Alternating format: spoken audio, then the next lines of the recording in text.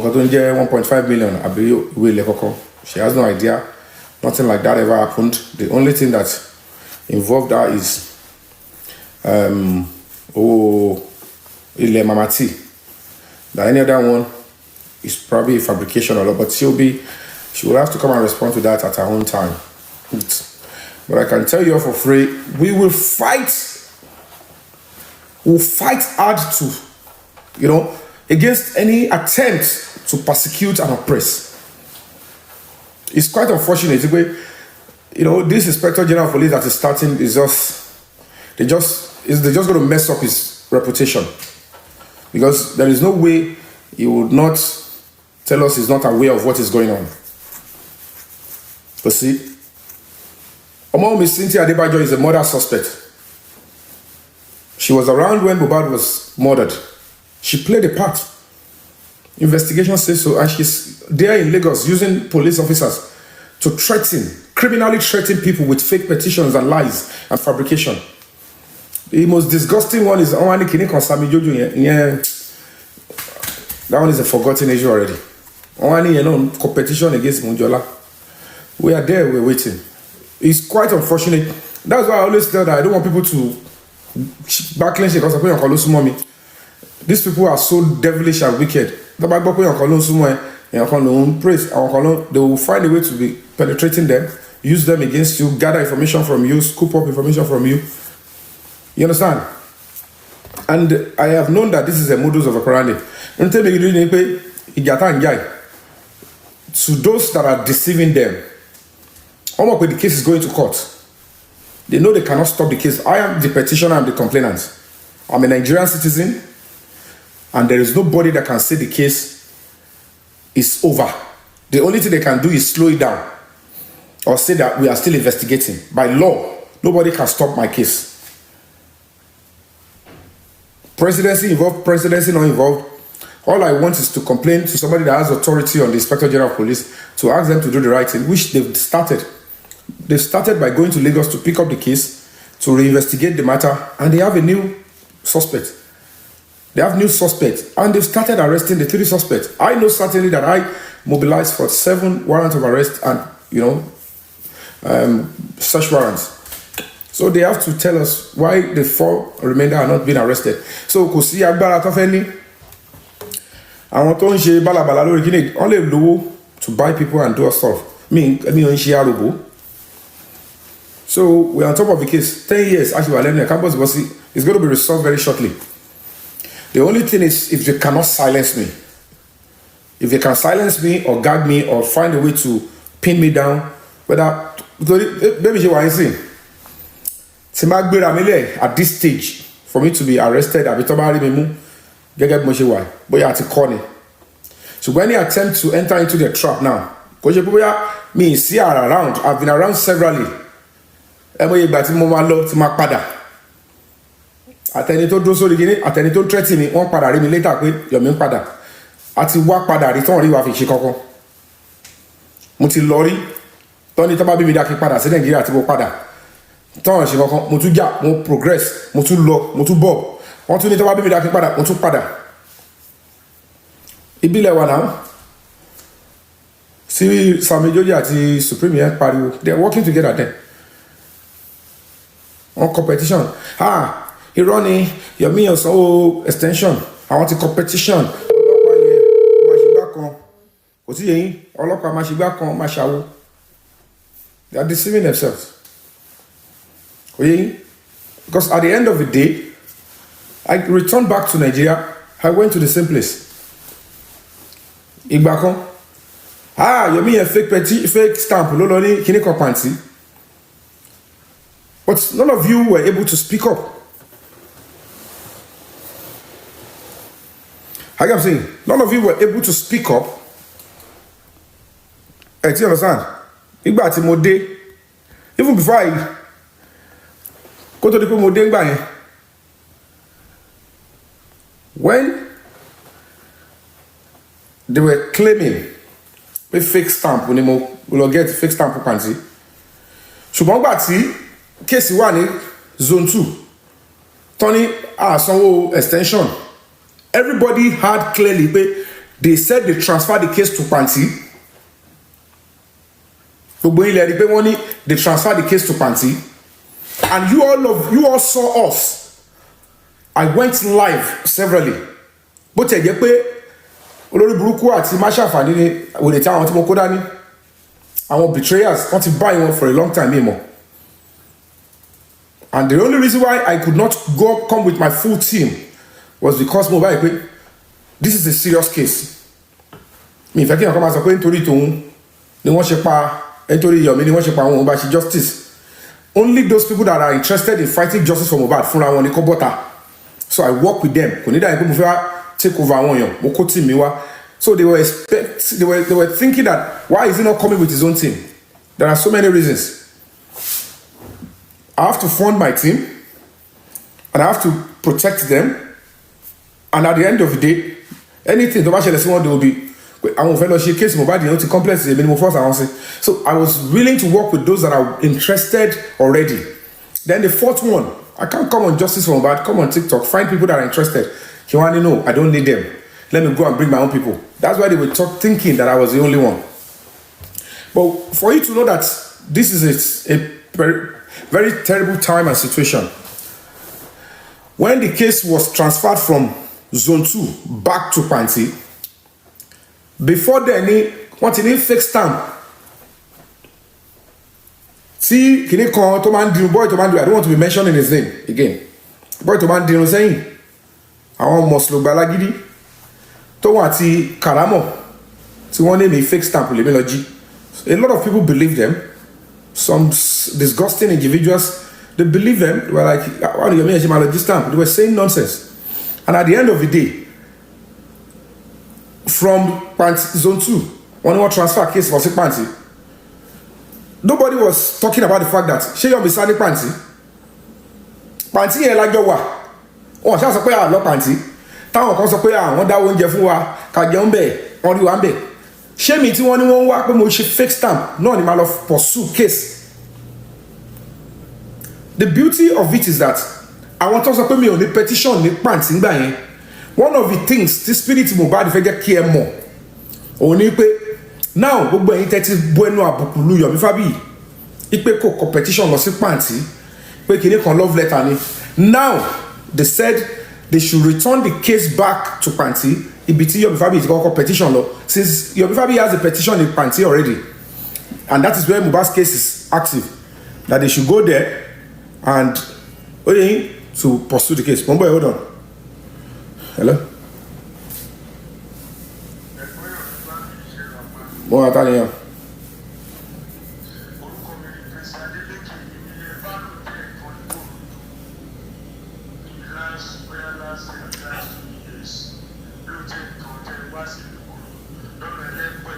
Does it make sense? O kí lẹ fẹ́ gan?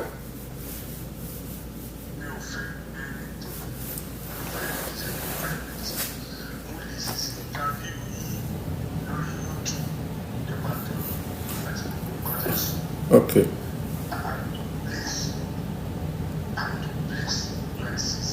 Thank you.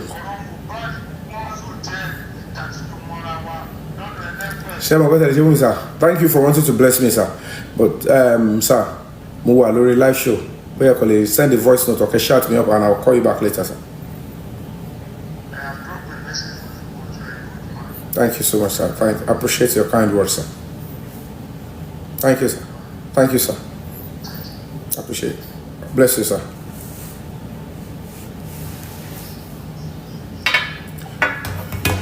So, gẹ́gẹ́ bí mo ṣe sọ lọ, it's quite unfortunate the series of people you find around on this whole movement.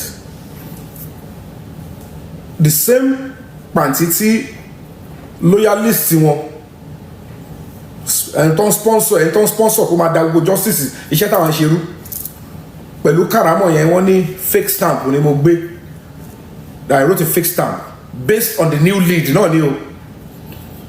You people don't know when cases wants to develop. I wrote the petition based on the new lead to Panti. They refused to take action. Wrote to the Commissioner of Police, they refused to take action. And at the end of the day, I wrote to the Assistant Inspector General of Police, a bigger command to oversee Lagos and Ogun State Command. Wọ́n take action. Gbogbo gbà yẹn kó tó dìgbà yẹn wọ́n ti sọ fún yín pé gbogbo ọlọ́pàá Nàìjíríà ni wọ́n ti rà pa. Pé Mohbad ò lè dé justice. Wùnmí yẹn ò lè dé police station kankan. I pursued it, and in between, wọ́n bẹ̀rẹ̀ sí ń báyìí àwọn officers tó lè báyìí. But what I want to tell you is that by the time little information tó ní tí mo fún wọn access, òun ni pé a fẹ́ ṣe extension. When I moved to make the extension, ẹ jọ ṣé mi tí mo ṣe wàhálà. I don't know why people mi Maurice de fi fi àrífín yẹn tàrífín yẹn fi pọ̀ bẹ́ẹ̀, but mo realize pé kò ṣe gbogbo àwọn tó ń ríyàn fi yẹn gangan. They are not doing it because of anything, but they are doing it because they have no choice than to disrespect and to rubbish the effort we're making. Because me Maurice de fi ṣe máa believe pé màá ṣe àdúgbò wàhálà tó yẹn, then I will have a reason to take an extension. Kò possible ká mẹ́yàn mẹ́ta afẹ́ gbéyàn kan lọ sí court kó tó ṣe wàhálà kó tó gbé lọ court. Àṣẹ àwọn fèsì àdúrà àti Dàmọ́lá amadi láti lọ ra fóònù ṣe gbogbo ẹ̀, for everything they were criticizing, they were condemning. Now ohun tí wọ́n sọ ni pé nígbà tó máa dá kéèsì yẹn padà sí pàǹtí, the same pàǹtí tí olórí burúkú yẹn Kàrámọ̀ yẹn sọ pé èmi lọ jí stamp Olúwọlé pé wọ́n ń wá mi ń bẹ̀, the same pàǹtí yẹn èyí tí yẹn sọ pé àwọn tó wà ń bẹ̀ yẹn ń wá mi o pé wọ́n ní kóhun kó gbé evidence kóhun ṣe gbákan wá. You were not even showing respect. That I wasn't making unnecessary argument with these people because we're not on the same page, we're not on the same level. So justice at the social media, not everybody, also everybody the leveler. I was there physically.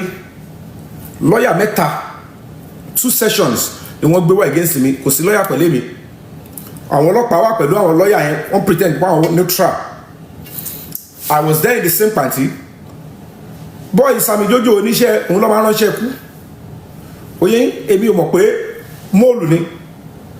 Ó wà ńbẹ̀ pẹ̀lú mi, ó ń lọ ta, ó ń wọlé. Wọ́n jẹ́ kí ìyá Mohbad wọlé. The other lady, èmi ló bá wọn yẹn pé àwọn tèmi ni. And I was facing the police and facing the lawyer. Èmi àti lawyer obìnrin yẹn ajá ní 4th session láàárọ̀. Ìyẹn rí pé mi òun ò gbé, ó sá lọ. Wọ́n rán 2 lawyers wá lọ́sàn-án. Wọ́n ní DCP ní pé they should continue in the afternoon. Wọ́n ní ká lọ sinmi, a lọ jẹun. Nobody is coming up with the dignity to say, why did they tell us that fake stamp ní Yomi gbé lọ sí pàǹtí? That at the end of the day, petition Yomi ò sí bẹ́ẹ̀, wọ́n dá lóhùn. Tó bá pé ó kọ petition lọ́bẹ̀ ní ṣe bóyá kọ́ dá lóhùn. When they saw that, everybody was quiet. They're not looking at that. This is a serious war. That is what we were doing to our very evidential. Despite the insult, at that point, any actor would have backed off. I think I have to back up because but no, we went on. Until now, materialize that this is Lagos State. This is what they are doing.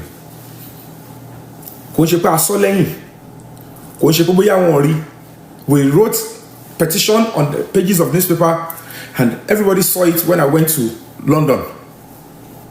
Me source it up me only the ticket to submit a petition through, because if you say that, they will condemn it. You will see some people that they believe they know it better. They will believe you are coming there for money. Meanwhile, what am I for that ticket? But I know it's going to yield. Everybody turned their back. The beauty of it is at that point, everybody turned their back. No, nothing can happen again. Toti lebu, toti pari, corona inquest. Say ti gbe case lọ sí zone 2. Tí wọ́n ní wọ́n dá padà. The first person to condemn pé it is over was Bukky Jesse. Only end of discussion. Ó ní àwọn ọlọ́pàá gan sọ pé they love it that way. Pé kò sí kankan mọ́. I was furious. Ẹ mọ̀ ìgbà tí mo ta sí Bukky Jesse yẹn. Because mo gbogbo eré tẹ́ ẹ bá máa ṣe, gbogbo rọ́dọ̀rọ̀dọ̀ tẹ́ ẹ bá máa ṣe, bákan ló ṣe jẹ́, bákan ló ṣe jẹ́. Show me my respect. I'm still on a struggle. Ìwọ kọ́ lọ sẹ́ni kan sí. Ntí mo bá wá sórí justice for Badian tí mo bá wá. Mo wá ní mi ìfẹ́ mo yí èrò tó ń tẹ̀lé ẹ, because as at that time, Ọlọ́run ló jẹ́ lójú àwọn kan.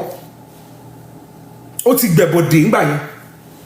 òun ló kọ́kọ́ sọ pé Yomi Fabiyi o òun ló rán DJ Bami kó lọ jí fóònù àdúrà ó tún padà wá wọ́n ti rò pé tara máa lò wọ́n ṣe mítí lára wọ́n ṣe ìjẹ̀sí Dàmọ́lá ó ní òkè Dàmọ́lá yẹn ó tún yá gbà tó rí pé disgrace ti ń bọ̀ ó ní òun sọ gẹ̀dẹ̀ sọ́bọ̀ ni you all were supporting her then because she was one of the top hosts nígbà yẹn ohun tó wà lọ́kàn ẹ̀ ó ti gbẹ̀bọ̀dẹ̀ wọ́n ti mú lẹ́pọ̀n wọ́n ti bá ṣe kéèsì báyìí gbogbo yóò mọ̀ ó dẹ̀ láti gbẹ̀bọ̀dẹ̀ bàbá yẹn dẹ̀ ló wà pẹ̀lú so àtẹni tó ń fún Bukky Jesse pa àti bàbá tó wà the same idea ni pé ẹ ṣáà run wọn pa kémi ṣáà máa gazọlọ pẹ̀lú fund and she was able to betray and come openly ó ní end of discussion is dead on arrival èdè tó péjọ ẹni àgbọ̀parọ́ ni if Bukky Jesse who claims she is fighting for justice for Mohbad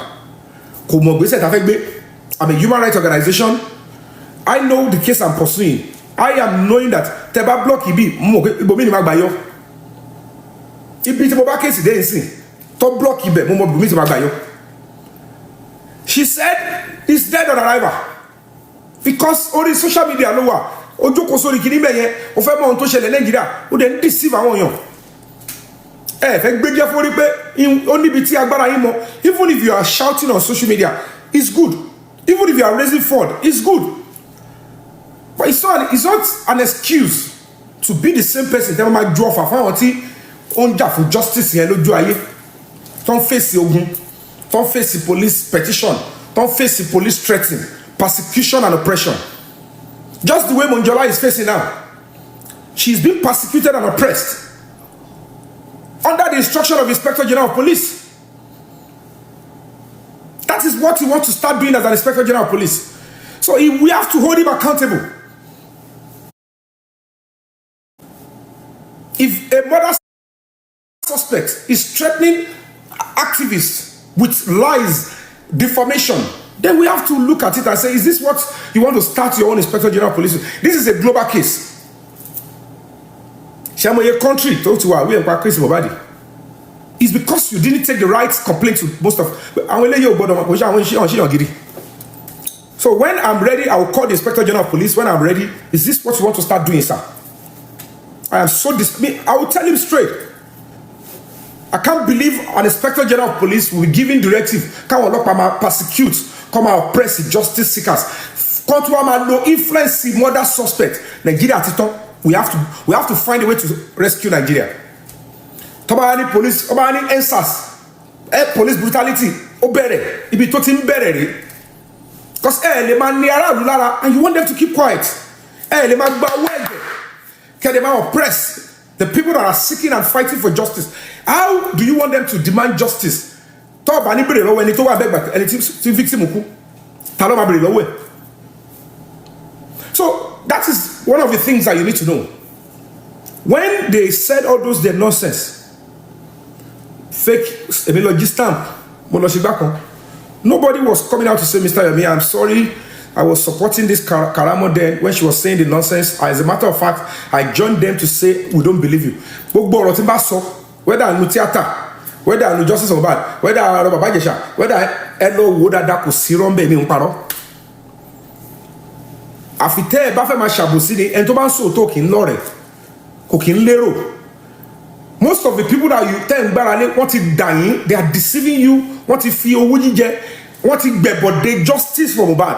Ọmọ ọlọ́mọ tó wà ní mortuary yẹn, and the justice is coming spiritually, physically and everything.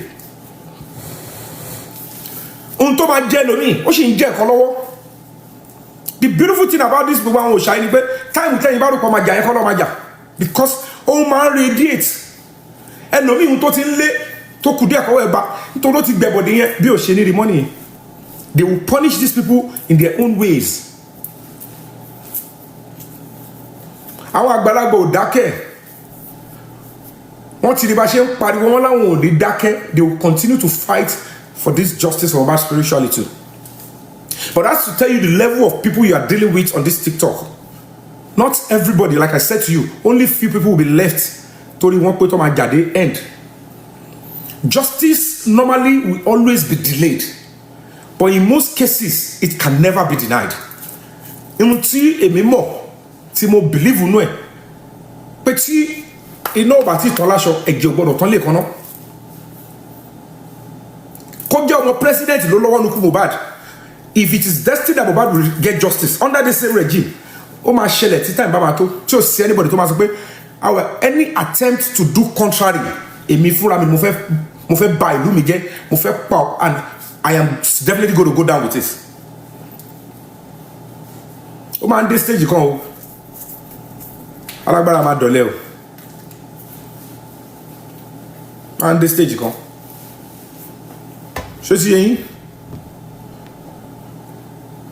So what we're going to do is this, which is very simple. I'm not expecting too many people. What do we go to Instagram? I'll come to Instagram later. One thing that we would never accept is persecution and oppression of justice seekers. No, it's not acceptable. Like I always say, the only reason why the universe is not yet allowing them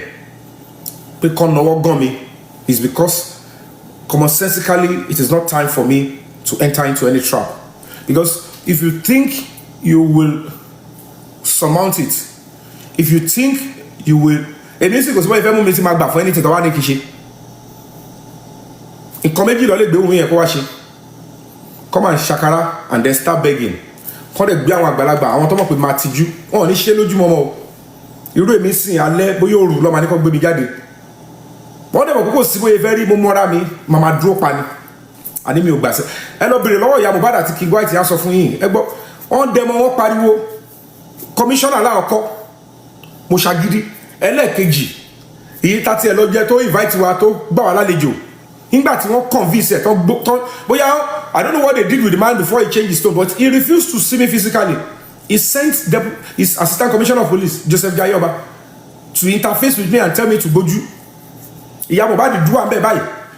Àjókòó sínú ọ́fíìsì máa yẹn káwọ́ sẹ́yìn iṣẹ́ àbáyìí ni bó ṣe ṣe rè. Kò lè jókòó. This is how Mr. Yomi. Ẹ̀ẹ́dẹ̀rù ti woman. Èmi ò parọ́ bẹ́ẹ̀ mi ṣe wáyé o. Bẹ́ẹ̀ni ìyá Mohbad ta. I don't understand what is going on. First thing first. You're an assistant commissioner of police. You are heading the state intelligence department. Adura is now writing petition against me. For what? I need to know if I'm under arrest. Arresting or doing anything against somebody like me. Toban planning, planning here. I don't know if I fẹ́ gbàṣẹ, but kò tí tó time tó bá face irú nǹkan bẹ́ẹ̀, because tó bá face ẹ̀ tó bá lọ ní pé ó máa yà sí òru tó bá lọ yà sí ìníkan. So I don't want to be silenced. Spirit bí mọ̀ pé I want to continue to fight to an illiterate, to ẹni tí ò ní vision, to ẹni tí ò believe in cause yìí to the end. They might see a justice for Mohbad that has ended. Fẹ́ni tó yẹ pé Aṣíwájú Bọ́lá Ahmed Tinubu ó ti pè jókòó pé hello ṣe gbọ́dọ̀ ló ń jà fún justice for Mohbad. I am the president of Nigeria, Aṣíwájú Bọ́lá Ahmed Tinubu. I will not give Mohbad justice. No justice will get to him. Ẹni yẹn Aṣíwájú ti pè jókòó ó sọ fún. But I can still tell you, acknowledge your jókòó ọ̀la, you don't know what will happen that will make the president to say and the entire security, national security will sit down and say, Your Excellency, sir, it's over. It's quite a shame, sir. I'm telling you, I'm sorry, sir. The best thing we can do is, let's do this. Where will we do this? And the president will look at it. If I do contrary, tó máa ṣàlàyé yẹn ṣe mọ́ ni. Campus bọ́sí gbogbo ẹni tó ń sọ yẹn. The worst tó lè ṣẹlẹ̀ ni pé kàn sọ pé ṣé Tinubu ló wà lẹ́yìn wọn. Kàn sọ pé MC Olúọmọ ló wà lẹ́yìn wọn. Òun ló ń fọ́ọ̀sì wọn. Kàn máa sọ pé ọmọ Aṣíwájú làwọn. Ohun táwọn fẹ́ lélẹ̀. I can tell you for free. Gbogbo àwọn tẹ́lẹ̀ sọ yẹn kò sí ìfihàn ìlè bá sọ̀rọ̀ tí mo lè bá pò wọ́n náà wọ̀n.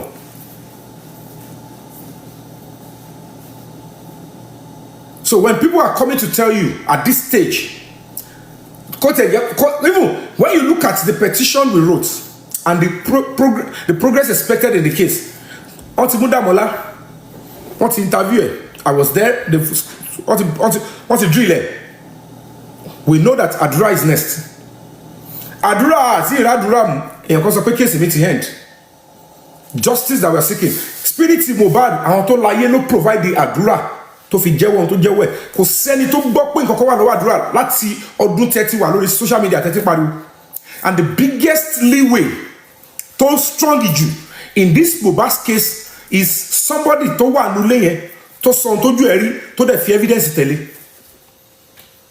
Tí a bá gbá yẹn mú táwọn fúnra wọn tó mọ̀ pé with Yomi Fabiyi still alive and still browsing tó ṣì ń dún lè jẹ lọ ó máa súnjọba tó bá dé stage kan pé ó dà kó má jẹjọba yìí kó jẹjọba mi tó máa bẹ̀ Mohbad ṣì máa rí justice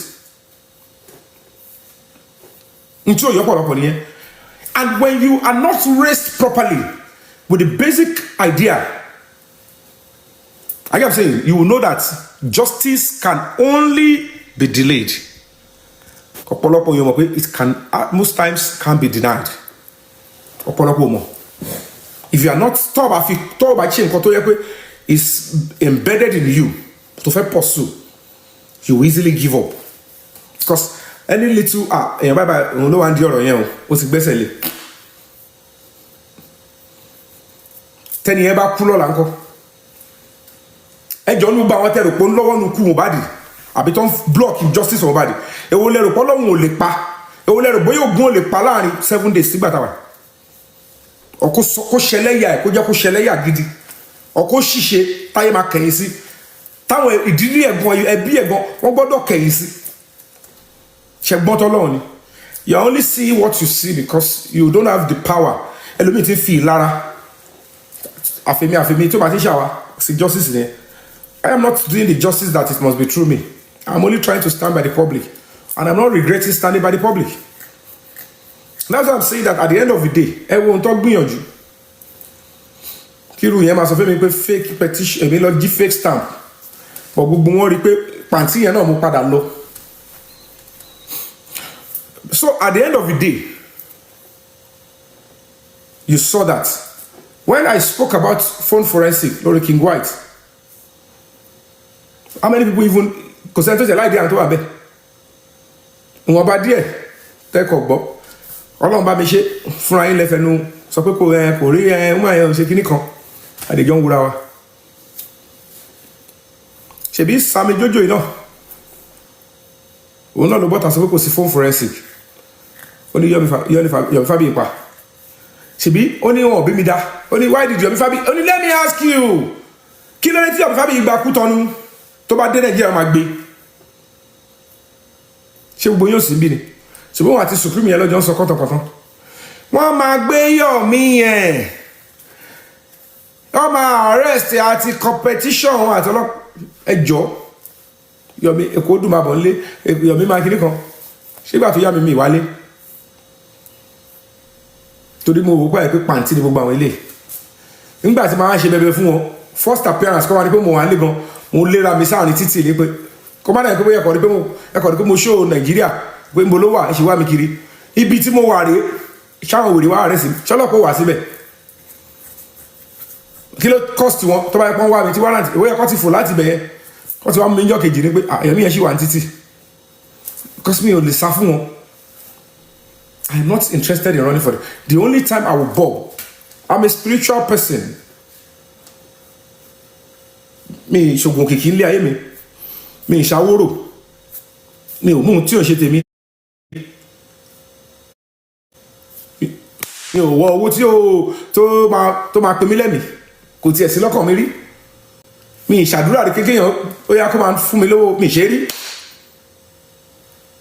Any name you see with me now wà natural ni òun ló fi jẹ́ pé gbogbo nǹkan tí mo ṣe mi ti ẹ̀ bẹ̀rù bóyá máa borúkọ mi jẹ́ bóyá kò ní sórúkọ mọ́ èmi kàn ṣe tèmi lọ natural ni normal person ẹni tó bá lọ wọ́ òkìkí tó yẹ pé bóyá ó ti lọ ṣògbò kìkì bì kan wọ́n ti sọ pé nǹkan báyìí ni o a ti sá pé gbogbo kìíní máa borúkọ jẹ́ kò ní jẹ́ kí hàn ó yẹ yín no tẹ́ bá dẹ̀ wo ọ̀rọ̀ tí máa sọ 5-6 years ago tẹ́ ẹ̀ bá gbà nígbà yẹn ẹ bá padà wá gbà later nígbà tí mo sọ pé they should arrest Wunmi she should be arrested ó ní no ó ṣe kiri kan ó lọ sí TV station ẹni tó bá rí tí Wunmi ẹ lọ sí gbogbo TV station ẹrù kó ti pa mí lẹ́nu mọ́ I don't even that Yomi Fabiyi the first time he is going to talk he said they should arrest Wunmi he didn't even know me, he didn't kan ó kàn sọ kọ́tọ̀kọ́tọ̀ mo wẹ́ tààrẹ ló sọ mo lọ sí bọ́dà mo lọ sí kí iṣẹ́ mi tí mo lọ bọ́dà ọ̀dọ̀ ẹlẹ́pẹ̀ mi ni.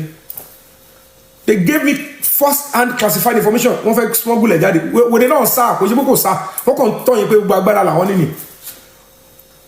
ṣé bẹ́ẹ̀ lọ́ọ́ lè ṣe àgbo Nàìjíríà sí ni. The only thing they do is níbo ni kéèsì yẹn wà àwọn tó ń ṣe kéèsì yẹn lọ́wọ́ lọ́ọ́ máa ń try láti rà wọ́n wá lo little connection that is the lè sọ pé gbogbo ọlọ́pàá Nàìjíríà kí ló kọ ọlọ́pàá Delta pẹ̀lú àwọn tó ṣe kéèsì Mohbad kò lè mọ ohun tó ṣẹlẹ̀ nínú kéèsì yẹn náà. Only the people that are investigating because iṣẹ́ ọlọ́pàá ò ṣe pé torí ọlọ́pàá ti ṣe ń bì gbogbo ọlọ́pàá ló máa rí details the case yẹn ẹlòmíràn mọ̀ nǹkan tó ṣẹlẹ̀ nípa kéèsì Mohbad even àwọn tó wà l'Abuja gan the case is domicile in Lagos àwọn kan lè máa fọ ọpọlọ gbé ní until they have an instruction to go into the matter làwọn ṣe máa ṣe investigation tiwọn. Gbogbo àwa làwọn bẹ àwa là sí bẹ until I came to Nigeria and I wrote my statement òun lọ́ṣẹ̀ ní case yẹn ṣe wà activated. Gbogbo tí wọ́n bá ti ń tọ́ anybody tẹ́lẹ̀ ẹ lọ ṣe kí nìkan a máa fi yín sí òfútù fẹ́ tẹ́ wọ́n kọ́ fẹ́ lú wọn lórí gbọ́wọ́ ni wọ́n mọ̀ páwọn lè mú kọ̀ọ̀kan fáwọn yẹn wọ́n rí páwọn lè ganu sí wọ́n dẹ̀ fowó lọ àwọn. When they see somebody who is coming with money and trying to say they will oya ẹja ó dàbí pé ó máa wà ń bí o pàtọ́lọ́pọ̀ ó gọ̀ ta ló máa rá wúfù tí ò ní bẹ́ mọ̀ àwọn ò dẹ̀ ní arrest èèyàn kankan àwọn ò ní ṣe kankan nobody will even know they did anything with them. Àwọn náà lọ máa kàn sọ pé ẹyẹ ṣáà máa ṣe fídíò wa bá ṣe ń ṣe lọ àárín náà ni kó jọ wà ẹ ṣáà lè forúkọ ara yín sí so just send it to those people that raise money for your stuff and that's it. Until I came back to Nigeria tí mi bá kọ statement case tó bẹ̀rẹ̀ l'Abuja yẹn nothing can be done because they will tell you the complainant and the petitioner is nowhere to be found. It's not òun lọ ṣe gbàdúrà pé kí n dópa sí Nàìjíríà gbà yẹn wọ́n bò pa títí ẹ má jẹ́ kó mọ̀ and immediately I got to know I returned back to Nigeria. Òun lẹ́sẹ̀ lè máa gbọ́ pé wọ́n kàn wá sí pé àwọn làwọn wà bọ́tà sọ pé àwọn ṣe anything wọ́n kàn ń wá owó wọ́n fẹ́ kó fọlọ́pàá kọ́ lè fi wọ́n sínú kéèsì yẹn kọ́ lè hijack yẹn. They all know what they are doing and the same people that raise money send their people to raise money to hijack the case. Àwọn náà lọ máa sọ wípé Mohbad case is tán báyìí because they couldn't hijack it nígbà tí mi ò gọ̀ tó bá yẹ kó tó bá fẹ́ hijack ẹ̀ ń sìn wọ́n máa pursue it to the end and they will get justice for the boy. What's my own? They already relieve me of stress. But in this case part of them are seeking justice genuinely, part of them ìlara ló fi ṣe Yomi yẹn ò like it and part of them they just want to take over the case and sell out. So why will I tí mo ti ṣe wàhálà mo ti pa gbogbo career mi tí mo ti pa létí mo ti pa property mo pọ̀ mọ́ tí mo pa everything tí at this stage ni wọ́n á ní mo fẹ́ turn back àwọn lọ gbélé fọwọ́ ẹ̀ tí mo pé ẹlẹ́bọ̀tọ̀ ni wọ́n ẹnu lọ́kàn tàkì.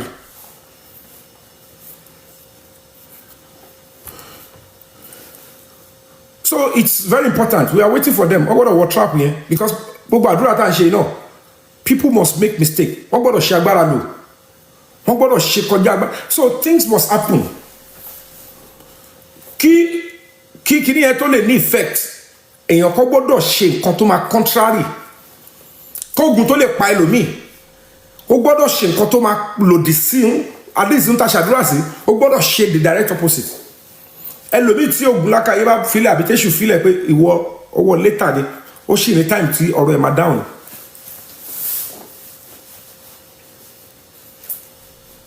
When we say we are going to be doing seven náà ni wọ́n dẹ̀ máa ṣe 20 wọ́n máa bọ èṣù 20 times á pé 27 yẹn wọ́n máa bọ Ògún 7 times.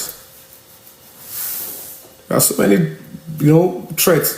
I mean, we'll do this against him, we'll ride to Canada, we'll ride to this one. I have no time to be, responding to shenanigans. I have no time. These are the things, the spirit boy ended because Mohbad already is in the spiritual realm. Ogun to den gbèjà Mohbad is kurubeda londo. So you need the gods to wà ní spiritual realm kó jà fún. Tá bá fẹnu jà nìkan tá ń lo police tá ń lo gbé a máa lọ back and forth. At this stage now bóyá nǹkan bá ti ẹ̀ wò pé ṣé Yomi yẹn wá justice àbí kò wá justice àbò ṣe kíní kan it is now everybody can say certainly that ṣé èmi tí màá á jẹ́ pé mò ń ṣe ohun tí ò dáa àbí mi ìwà justice fún bad màá go that extreme. I can't go that extreme. Mélòó lélò go that extreme nu. Wọ́n ti pè mí rí on live video. Wọ́n ti ní búra pẹ̀lú ògùn. Mo ti búra rí. Which normally kò yẹ kó rí bẹ́ẹ̀. Ẹni tí ó yẹ kó tiẹ̀ gbé mi lọ sórí level yẹn gbé mi lọ bẹ́ẹ̀. I still responded because I believe we are still on the same page. We are seeking for the same justice. So don't be dismayed. Èyí tó jẹ́ number one ń gbà yẹn. Tó máa ní èrò jù Bukky Jesse. Ó ní end of discussion. Ojú ẹ̀ ni wọ́n ṣe arrest Dàmọ́lá ní kóòtù. Tó bá yẹ pé àbádúrà bẹ́ẹ̀ àwa ti gbé. Ojú ẹ̀ la ṣe gbé spending.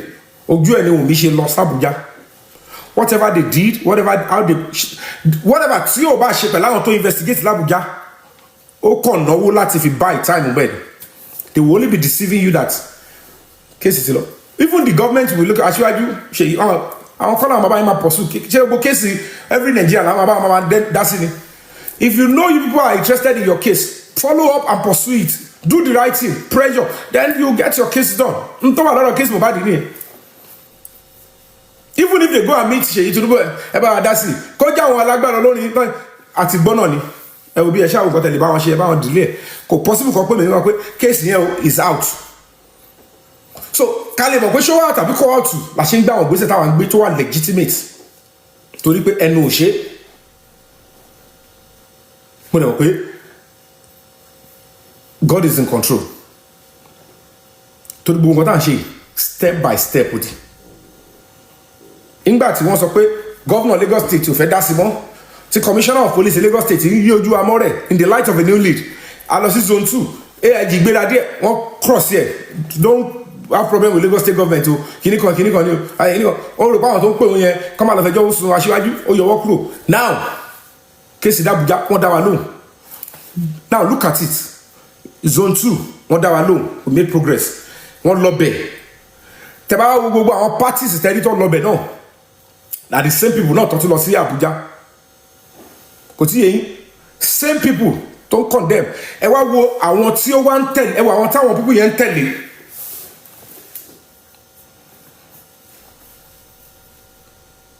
ibi tẹ́ máa ti wo ni pé irú Bukky Jesse yẹn nígbà tó fi ń ba gbogbo ẹ̀ jẹ́ nobody knew pé as at that time ó ti ní case pẹ̀lú àwọn tó bìlì pé wọ́n ní link wọn ọ̀rọ̀ kú Mohbad.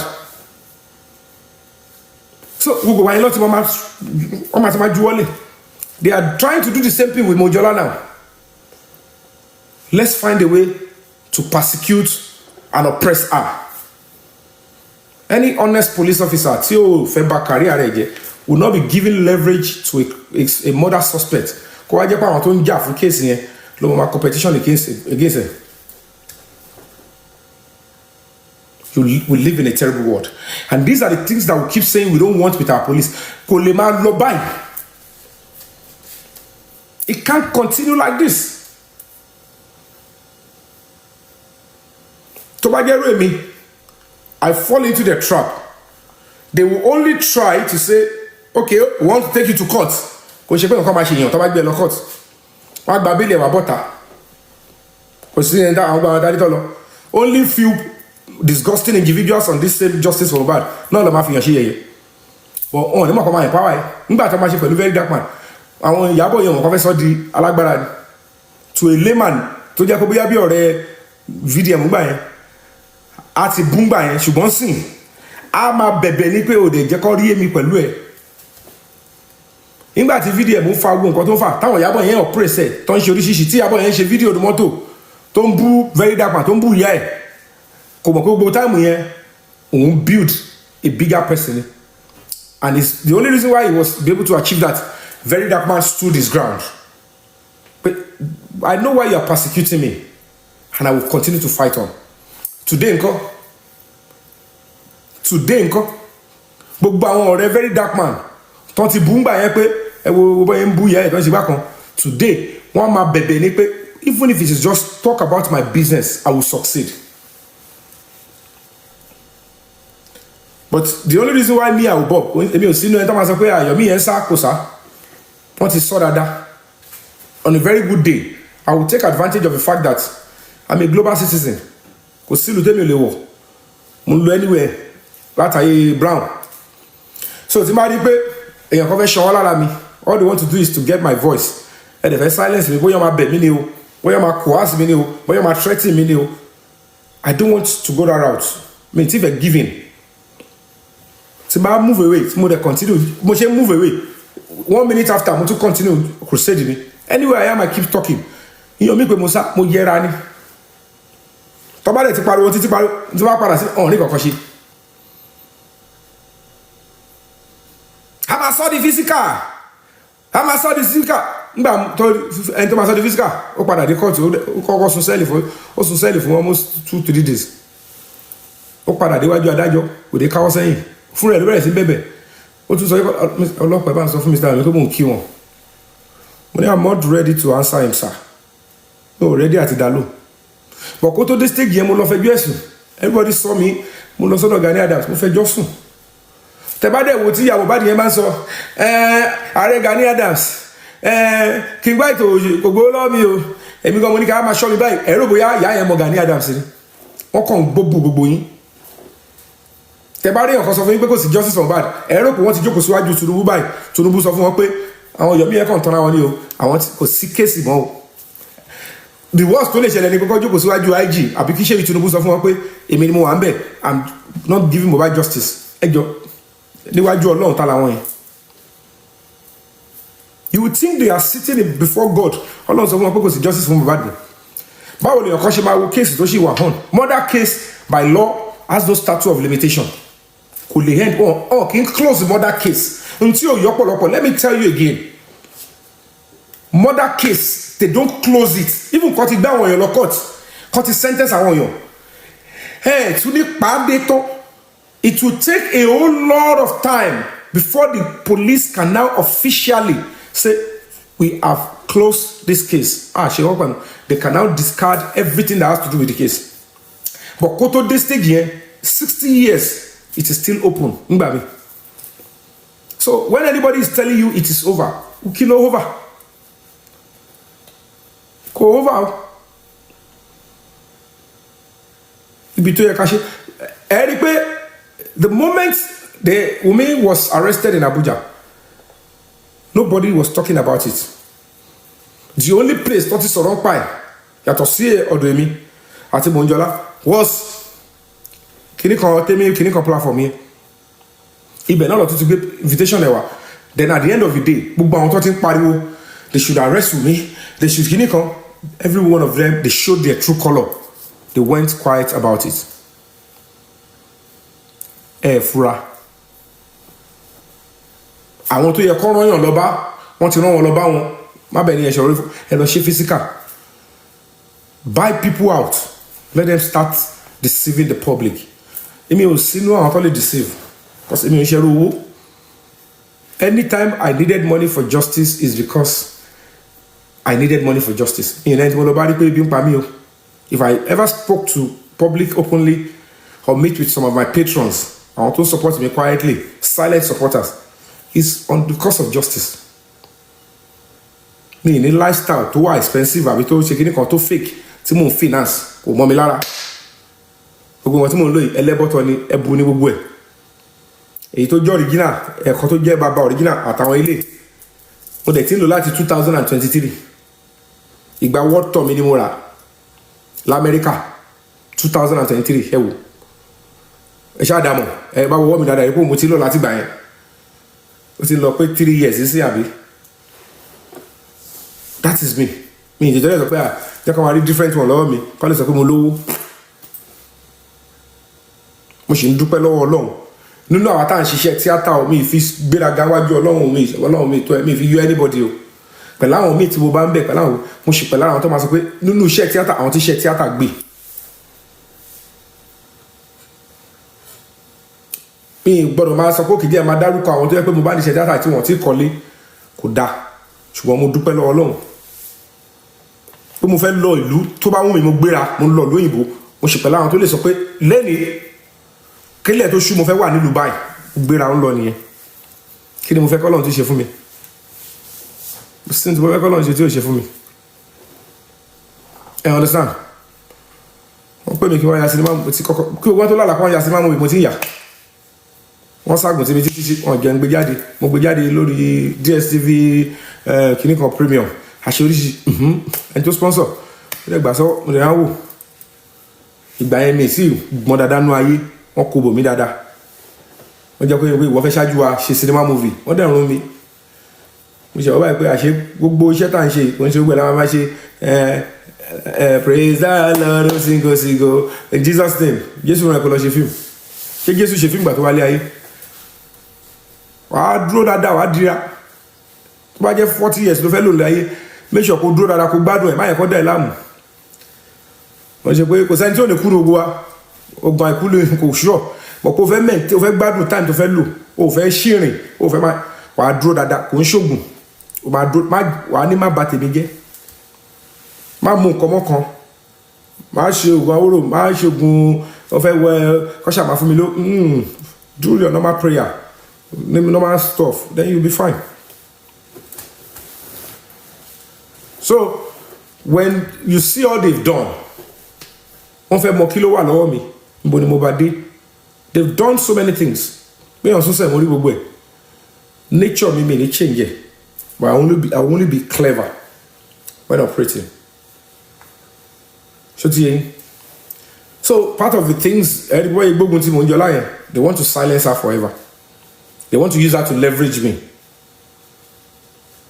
And one of the reasons tó ṣe ń gbógun yẹn ni pé ọ̀pọ̀ nínú àwọn tí wọ́n wá support pé kọ́ oppress ẹ̀ kọ́ persecute ẹ̀ they cannot stand the fact that Ogunlaka ayé yẹn wọ́n fẹ́ bọ̀ Ògún they know they are a target torí ọ̀pọ̀lọpọ̀ wọn inú méjì ló ń ṣe pẹ̀lú justice of Mohbad wọ́n dẹ̀ wọ́n pé prayer tó ń ṣe yẹn they are already a casualty wọ́n ti fẹ́ máa dà wọ́n láàmú àwọn náà máa bẹ̀rẹ̀ sí lọ támọ́ra wọ́n náà ti fẹ́ sàkíní kan ṣé kò ní dọ́dọ̀ òun wọ́n mọ̀ wọ́n ti sá lọ lẹ́yìn yé àkọ́kọ́ flash wọn ni kẹ́ lè mọ̀ pé ó wà nílẹ̀ torí one way or the other kò ń ṣe gbogbo wọn náà ló máa mú èyí tó wá important jù ni pé ṣé káṣírí wọn kọ́kọ́ tú tó bá jẹ́ nú àwọn 10 àwọn 8 sáré lọ támọ́ra tó bá jẹ́ 2 ló wíìkì nínú wọn 2 yẹn lògùn máa mú ẹ fọkànbalẹ̀ ẹ má ti rush tó bá dẹ̀ wọ́n Ogunlaka ẹ bá rí pé gbọ́n ló wíìkì tó kó ogun wọn papọ̀ ẹ ní sùúrù kí táìmì yẹn tó èṣù gbọ́dọ̀ ṣe wọ́n ọlọ́pàá tó fẹ́ ṣagbára lò èṣù náà ló máa ṣe pé mo ti rówó let me persecute let me join them to oppress ẹ fún mi lówó ẹ̀jẹ̀ give me blood money I don't care if Mohbad died just give me money I will oppress anybody for you we are already consulting the gods it could be part of the things they want them to do so you guys need to be patient wọ́n gbé mohunjola wọ́n gbọ́ ààrẹ ẹ̀ ṣe gbá kan wọ́n dà ẹ fọkànbalẹ̀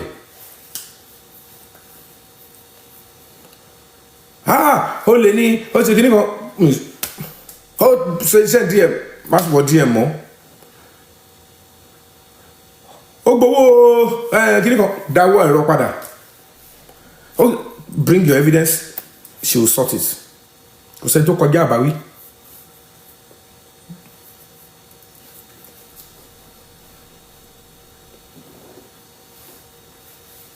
So I told her, go and face it. Go and face whatever you want to face. We know what we are doing. So Teshu bá ń ṣiṣẹ́, èṣù lálẹ́ ògiri oko. Ìgbà Teshu bá fẹ́ ṣe ẹni Teshu fẹ́ ṣe, ó máa dàbí agbára ni. I have this power. No matter how high you are.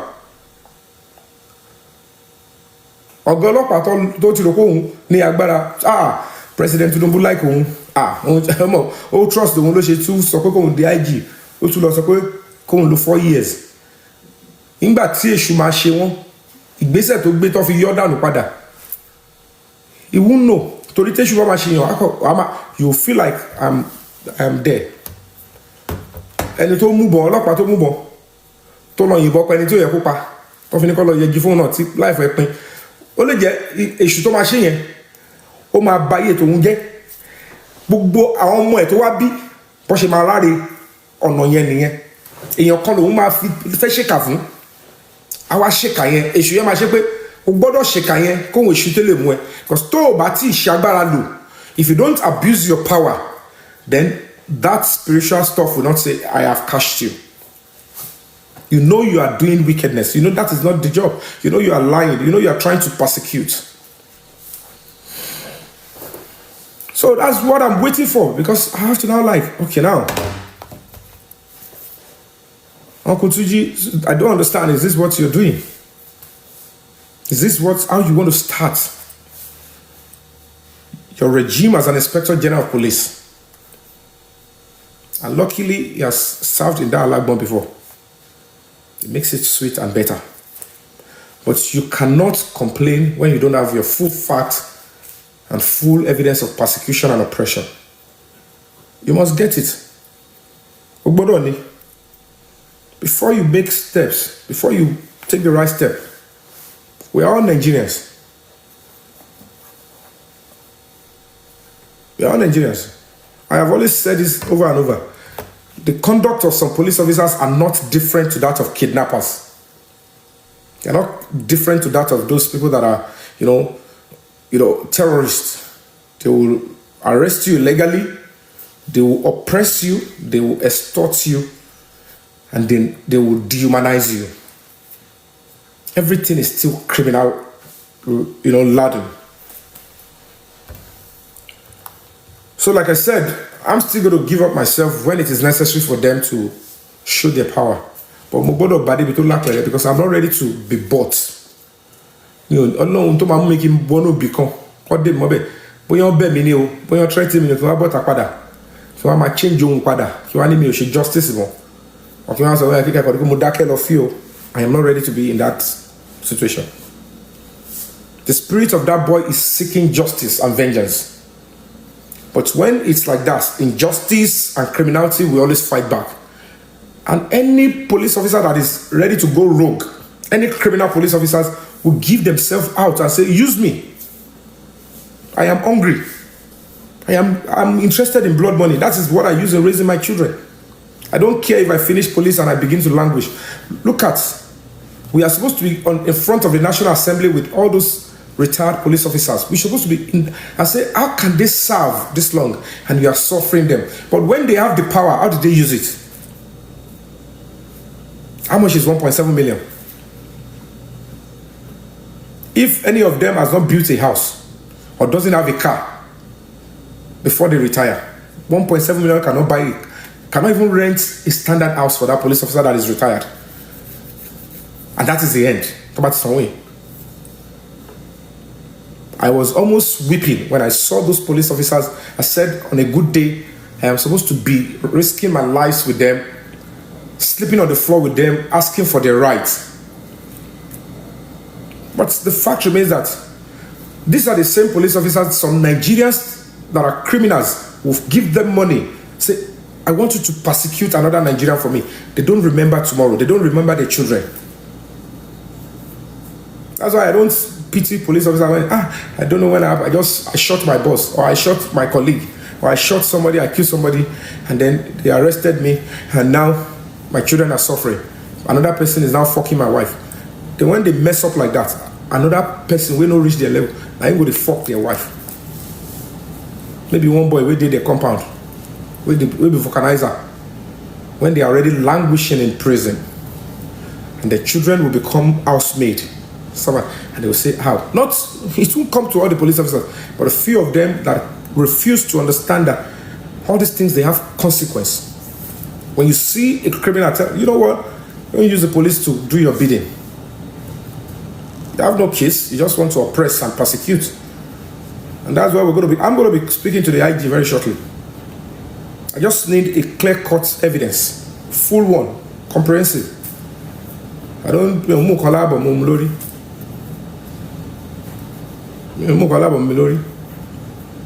So, like I said, Mohbad is going to get justice, but don't expect the crowd that started to finish up. Oh my God, they will show you their true colors. Nobody is worshiping money. People, they fall off at any time. People can't fight to the end. Some people, they are only moved because they're enjoying the popularity and the attention. If the attention is away from them, they will take the justice away. I have no comfort. My career, I don't have it now. My son is not in my... I don't even see my son since last year. But it didn't stop my resolve to continue to fight. It doesn't. So, at the end of the day, they want to stop people from discussing justice for Mohbad. So the remaining platform left, they want to use everything. Fine. Mohunjola might not be 100% perfect or right. She might be wrong in some things. Like I said, anything she's done with her personal self, can you correct it? Can you adjust? And then focus on the struggle, justice for Mohbad. If you don't want to, walk away. Will they achieve it? Good luck to them. I didn't ask her to join justice for Mohbad. I'm not the one that asked her to start hosting. And whatever the case may be, I'm not going to her page because she wants to help me. She has no help to do for me. I am only helping her. So whatever the case may be, we'll continue to lend our voice. We just want to see. Let's see how it pan out. We'll see. Like I said, I want for us to be able to react and engage the right people and the right persons in the country. You know what I'm saying? So if we don't see evidence of persecution and oppression, we can't raise an eyebrow. I can't be creating storm in the cup. And I'm not somebody that anybody can silence. 101% Omowumi Cynthia Adebanjo has a hand in Mohbad's death, and she must be punished for the crime she committed towards that young boy, as well as other people involved. But because Onokpereni, fiancé, baby mother, you must pay. If the industry girls took Mohbad away from you, if they have a hand in Mohbad's death, it was done right before you. Did you aid and abet them? Are you complicit? And the police told you immediately from the invitation letter given to you that you are not only alleged, that you, Omowumi Cynthia Adebanjo, you are complicit. Mohbad.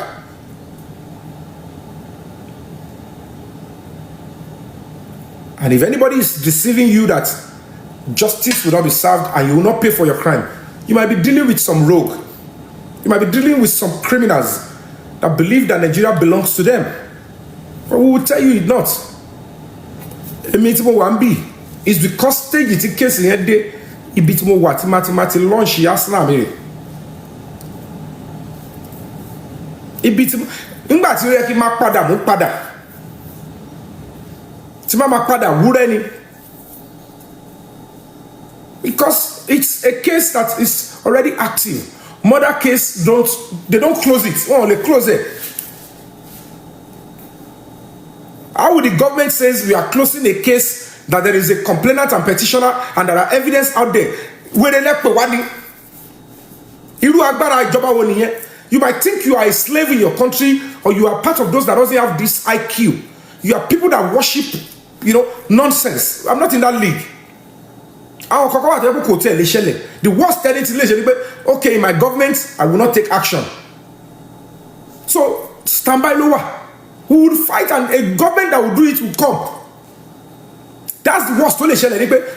In my government, I don't want you to do that case.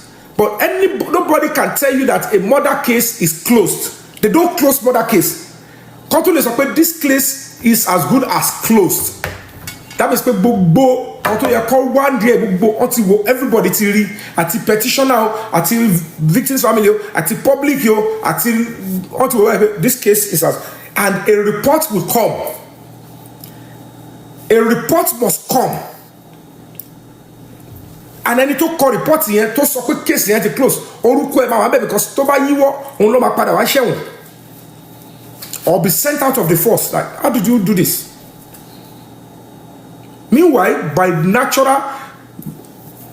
Constitution and the Police Act, murder case is never ending soon because it has no statute of limitation. Education was very important.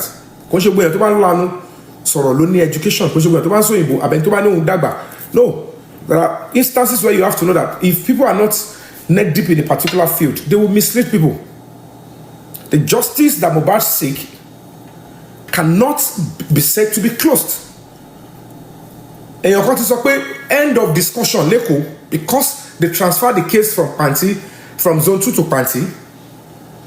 Ṣẹ́gbẹ́ èèyàn tó believe pé that's it. As at that time, Wunmi was never a suspect. Until Yopolopọ̀ ni pé it is just now that Wunmi is now a suspect in Mohbad's death. Ó yẹ kó jẹ́ suspect láti ilẹ̀ láti Èkó. They use the power pẹ̀lú àwọn tó wà ń bẹ àtàwọn olórin gbogbo wọn tó lo Mohbad fún ritual gbogbo ẹ̀. Wọ́n ná owó yẹn. Owó gọ́ọ̀mẹ̀ntì wà. Owó state government wà tọ́nà. Owó orin wà ń bẹ. They are using it against, the temple of justice. So, if you oppress anybody to buy any police officer off, whatever it is, I don't know what they are doing. It's easy for them. That is why they can even be persecuting a woman, tormenting a woman, using police uniform, using a police formation to be gagging and silencing justice seekers, telling them kilo kon with justice Mohbad from police officers. We're dealing with serious criminals. It is time for us to stand up and fight and save this country. When you president, even on yourself and your children, they might destroy the country. Your inability to stand up and fight. Oh my God, when we go to start, they were not prepared for answers then. They didn't know it was coming. Even when we had a military head of state, former military head of state, lower as president, they didn't know. Even national security could not know. Because the will of the people is different. We will start from where the persecution is starting, and the world will know that this is the evil they are doing here. Kò yàtọ̀ sí criminal den, kò yàtọ̀ sí terrorist hub, kò yàtọ̀ sí kidnapping den. When murder suspects, real suspects of serious crime, Tawan low police formation, láti máa persecute Nigerians that are demanding justice, then we have a case to answer. We have a fight to take up. So they will keep deceiving themselves. Tell us what is going on with Yomi. Give us information. Yes, I know what is happening. You don't know anything. Whatever you have with you, whatever documents you have with you, is a waste of time. If you know me, you don't know me. If you know me, you know. You might see me stand here today and move the next time. I stand in the temple of justice. I don't worship humankind. I stand on the truth I fight on. Mo de follow Babura. Nǹkan máa ṣàwọn bí nǹkan máa gbẹ bọ̀dé náà ni tó bá ti dé ẹ̀ nílé sọ síta mọ́. Most of them tó bá máa dé wọn ní sọ síta mọ́. So we're going to continue to àmàmà bẹ̀yìn tẹ jágbàlagbà ẹ̀yin tẹ wà nú ayé ẹ̀yin tọ́lọ̀ ń gbé ayé lé lọ́wọ́ ẹ̀ láti dìde kẹ́ dá sọ̀rọ̀ wa. Àwọn ará bí ti owó ẹ̀jẹ̀ wà lọ́wọ́ wọn ti dá ilẹ̀ Alimi ibẹ̀ lọ ti Mohbad sí. Alimi gan gbèjà Mohbad. Ẹ̀yin bójì òkú, ẹ̀yin sa òkú, ẹ dìde. Ẹ máa bẹ̀ wọ́n kó dìde ni. Ẹ kọjú ìjà sẹ́ni tó yẹ kẹ́ kọjú ìjà sí. Ẹ gbé ṣìṣe lé wọn lọ́wọ́, ẹ jẹ́ kó ṣí agbára lò. They must abuse the power they have. They must show they are real criminals and rogue. They must have enough evidence against them.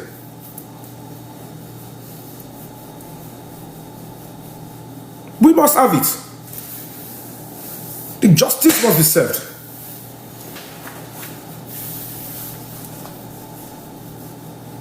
Àfi tó bá gbọ́ dáadáa, only the wise one among them will know that the spirituality controls the physical and there is limits to what I can do. Trying to please a criminal as a law enforcer to destroy your own life and career and family is the biggest stupidity I've ever seen. I could remember when we were having the Jonathan fuel subsidy. A police DPO, Oba Imubon, shot at a protester. Those people that were saying, shoot, look at that one. They were not there to support the man. He was thinking he was trying to fight and defend his officers. They never knew that those officers that he was trying to protect as the leader, they will not be there to protect him. When the trouble came, he faced it alone with his family. And that's why people should understand. And anybody that has proper brain, even if it's Sheyi Tinubu that say, go and do it, you use your brain. You are asking us to go and do it. If the problem starts spiritually, will you move or will you even move for us? If this thing pick up on our children, even if we are spiritually inclined and fortified, did we do it for our children? If that want to hit us and he realize that and it goes for our children, and realize that our children are weak spiritually and attack our children, will you come and fight for us? So these are this bunch of criminality you see around. Mohbad is good, like I said, Mama saw Mohbad marry justice. Only I get up my code just like Bush Shelenga case of Agesha. The run of some berry. Sexual assault here, worst case, really, Lemafimo. You better not to paragraphs in here. One day I call Buono court instead of life imprisonment, if you mean only will be 20 years, I'll be 30 years for the role she played.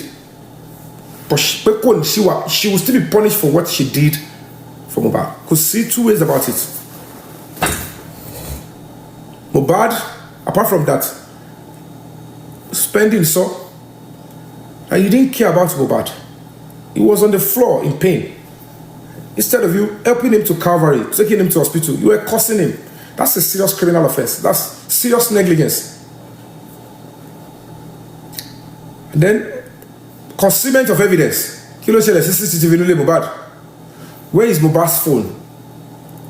Omo Miss Cynthia Adebanjo is being accused and alleged to have stolen something. You know, investigation of Abuja. Loli, she's been investigated also, and she's been alleged for theft. Kiloji told the shepherd Lord Mohbad to give clarity. Or whatever it is she must have stolen. The investigation is there. Nothing can happen to it. If between your court money, majority of what they found in Abuja, as part of the report, was found in the investigation done in Lagos.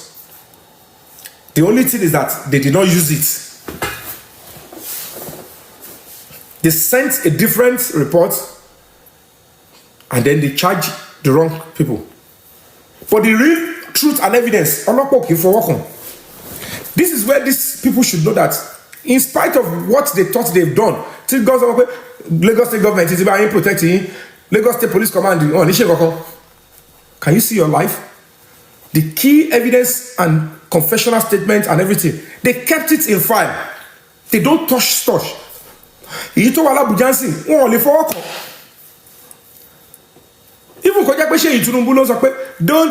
do it. Deny Mohbad justice. He will only say it probably because the father is still on the throne.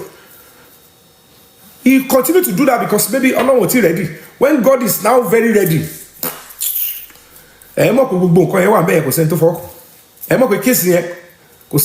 nothing is stopping. Nothing like no justice for Mohbad. Actually, justice in one delay. So don't be deceived. In a case where the public continue to fight like this, justice can only be delayed. The only reason don't feel that be Mohbad gongo to yako soto, adura to yako jade boldly. Darosha boy, they have a hand in the stuff, and then the parents are not helping. One faking to my otowa. Could they see why if she case you talk Mohbad, so they affect Baba Mohbad. So he has been deceiving all of you. Is seeking justice. No justice in that area. The only justice he wants is justice that will remove somebody that say Liam Okishoma Mohbad.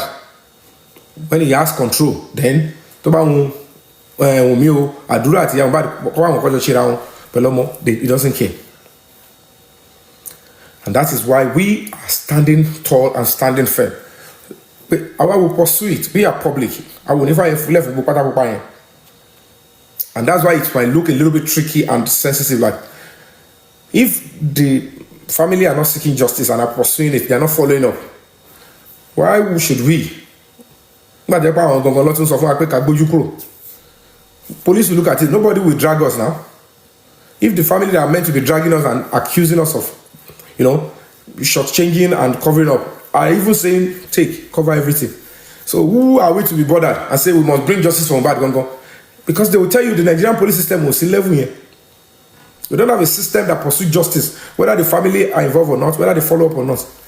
A system that will say, okay, I'm doing this case and I want to resolve it.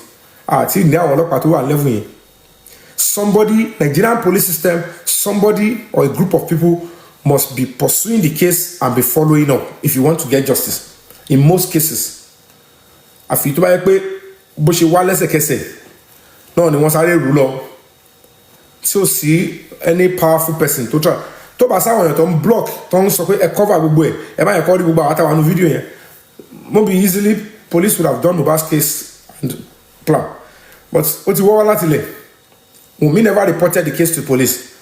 Baba Mohbad never reported anybody to police.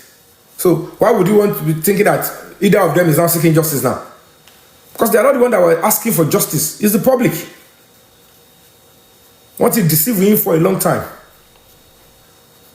Non si tẹ́ rí tẹ́ mọ́ rí. Wunmi ò pọ̀lọ́pàá pé mi mọ̀ yín rí o madam. Kí ló wà ní injection yẹn? If you know the industry gods are after your husband. If you know some industry gods, wọ́n kọ́ gbogbo ni. Kọ́ lọ pa ẹni ẹlẹ́ni kọ́ lo body ẹ̀ fún rituals. Àmọ́ olórí tẹ́ pé gbogbo èèyàn tó súnmọ́ ló ń padà nù ló ń kú dànù. Wọ́n fi ń ṣe ràpadà.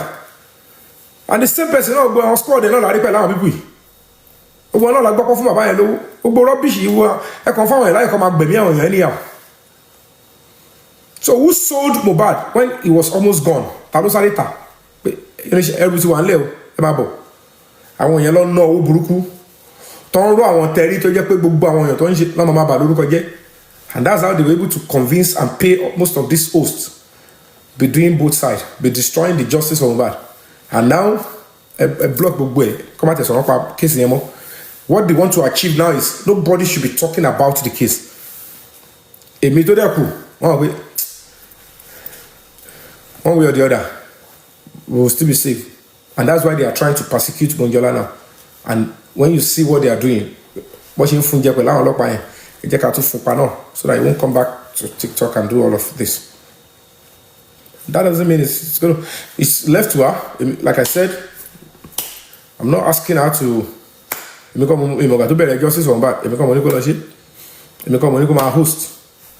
And there's no way. She has even openly, she has tried to betray me 1 or twice. So when she go anything special. But me, I forgive quickly. So I could remember one time like that.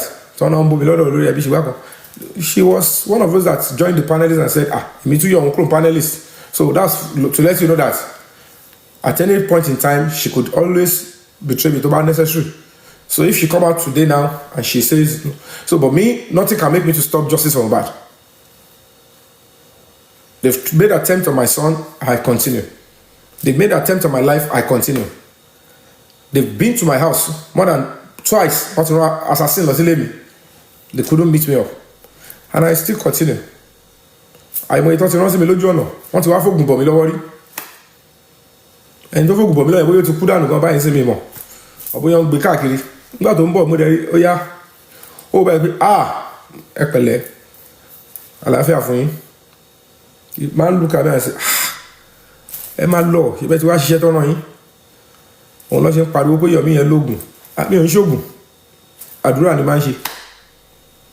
But unfortunately, people don't know the difference between when you Badura, Church, Islam, so that if you far back Badura, nítorí wọn ò ní ṣe pé bẹ́ẹ̀ tó bá dé dìfá náà àdúrà ló máa ní kó ṣe. Wọ́n kọ́ jẹ́ pé wọ́n ṣiṣẹ́ jura wọn lọ ní majority tó ń pè náà Christian wọ́n ń ṣe Christian kò ṣe pé tó ló ń wọṣọ sùtánà àbó ń dé àmúre àbó ń ṣe Olúwa that makes you a Christian. No, fake lẹ́lòmíì ṣe kò mọ̀ nǹkan tó ń pè Christian because ìwà yẹn ò jọ ti Jésù gan. Ẹlòmíì tó lóun Muslim ìwé ò ṣe Muslim ó kọ̀ mọ̀kàn lọ́n kìlọ̀ alá kò dénú ẹlòmíì tí ó bá ti bí ó yẹ yín ó kàn ṣe ni doesn't show you are a Muslim. So if you are a traditionalist, if you don't do it the right way, or ìwà gangan lé ẹ̀sìn, and know when to use the powers tó fún àwọn ẹ̀sìn mẹ́tẹ̀ẹ̀ta yẹn, mo gbà tó lè lò. Èyí tí mo dẹ̀ ní kó máa ń sọ tọ́jú ìdífá tí ó bá gbé kéèsì kan wá bá Ifá tó bẹ́ẹ̀ bèrè wò, á sọ pé no, inú ṣọ́ọ̀ṣì báyìí, ó lè sọ pé ibi tí wọ́n ní pẹpẹ wà ní kó ti lọ ṣe àdúrà yẹn, ibẹ̀ ni problem ẹ wà, ibẹ̀ ni solution dẹ̀ wà. Ifá máa sọ fún ẹ pé ètùtù tó wà ń bẹ̀ òun ni pé báyìí, Ifá dẹ̀ lè sọ pé solution tó wà ń bẹ̀ ni pé ibi tó ti pè é yẹn má lọ bẹ̀ rárá. Wọ́n máa pè é o pé kó wá bọ̀ bí báyìí níjọba yìí, wọ́n máa pè é báyìí gbogbo ẹ̀ mẹ́ta tó bá pè é láàrin ọ̀sẹ̀ yìí má lọ o, àfi tó bá tètè sáré ṣe nǹkan báyìí, tó bá ti lọ tó bá rí bẹ́ẹ̀ kó fara mọ́, tó bá ti gbọ́ tó lọ, you are good. That is Ifá. Ìyẹn ṣoògùn. And nǹkan ẹ̀kọ́ tí ò ṣe é bàjẹ́ tí ojú àjẹ́ ò lè wọ̀, òun náà ṣe nífá. Kò sí bẹ́ẹ̀ ní ẹ ṣe lè lájẹ́ tó ò lè bá Afá jẹ́. Wọ́n lè bògùn jẹ́, ó lè expire, Ifá ò kì í expire. Wọ́n lè máa sọ pé téèyàn kan bá da fánù, èèyàn kan náà ló máa kó. Nǹkan tí òyìnbó ṣe bẹ̀rù Nàìjíríà nìyẹn, pé the Yorùbá race pàápàá in particular, pé àwọn race yẹn tẹ́lẹ̀ gbà lọ́wọ́ ẹni kẹgbẹ̀sìn yẹn lọ́wọ́ tẹ́ bá fẹ́ rí wọn mú. At a point nígbà tó máa tún ṣe gan, wọ́n tún lo àwọn èèyàn wa láti dalẹ̀ ni, pé ẹ tún wá tán àwọn èèyàn wọn, àwọn olórí wọn yẹn, ẹ gbé wọn mọ́ra, ẹ fún wọn ní gift kọ́ máa dalẹ̀, because tẹ́ ẹ bá ṣe bẹ́ẹ̀ you can't defeat the Yorùbá race. Torí agbára tọ́lọ́run fún wa ní side ó yàtọ̀.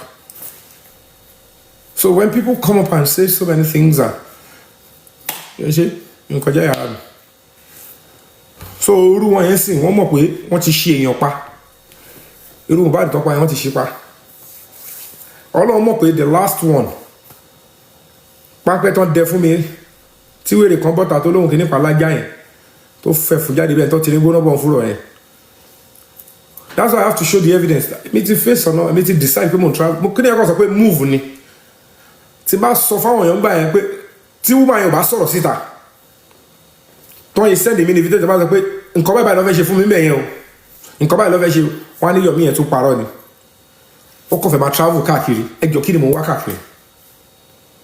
Ibi tí mo ti Nàìjíríà mo ti bẹ̀rẹ̀ from small, mo ti dé òkè tó yẹ pé kò síbi tí mo fẹ́ wọ̀ tán ni mọ̀ pé mo wọ̀ bẹ̀. Ṣé lóyìnbó ni fẹ́ wà ní sẹ́tẹ̀ máa sọ pé wọ́n mọ̀ mí, á ní tí ló ń jẹ́ bẹ́ẹ̀, á ló ń jẹ́ Yomi. So at the end of the day, so what would now be the reason why it's Mama Lọ Musa? But as ọmọ ọgbọ́n tó dẹ̀ fẹ́ jà tó fẹ́ achieve success, èmi mo rí nǹkan tó ń bọ̀ àbá mi, èmi náà ni mo máa jà dé level kan tí máa bob, tí máa dẹ̀ rí pé mo ti jà dé level yẹn, mo ti dé ó ti fẹ́ tú, ibi tó fẹ́ tú yẹn mo ti weak, wọ́n máa fẹ́ ká mi mọ́bẹ̀, tí bá yẹra ó ti lé padà, mo tún padà. Gbogbo eré tó ń sáà ń sìn ni pé ṣé Yomi yẹn máa padà, ṣé kò ní padà. Àwọn tó ó dà kó ti dúró síbẹ̀ o, wọ́n máa padà, wọn ò mọ ohun tó máa ṣẹlẹ̀. They can't know, nobody can know. Mo fi Ọlọ́run àbúrà. If I'm going to time to my leave kúrò nínú ìlú yìí, tí mo fẹ́ lọ finally ṣe wo, nobody can know. Mo sì ní gbọ́n ò lè mọ̀. Kò sẹ́ni tó lè mọ̀. Ẹni bá tọ̀ yín pòun, ẹni tí bá fẹ́ kó mọ̀, máa kàn máa sọ fún wọn, nǹkan báyìí. Just to keep up. By the time I will take some key decision, nobody can know. Nobody. That's the honest truth. It's the honest truth. I'm a fighter, I'm a general. Fine, you might have people that will fight with you, but you still have to use your brain.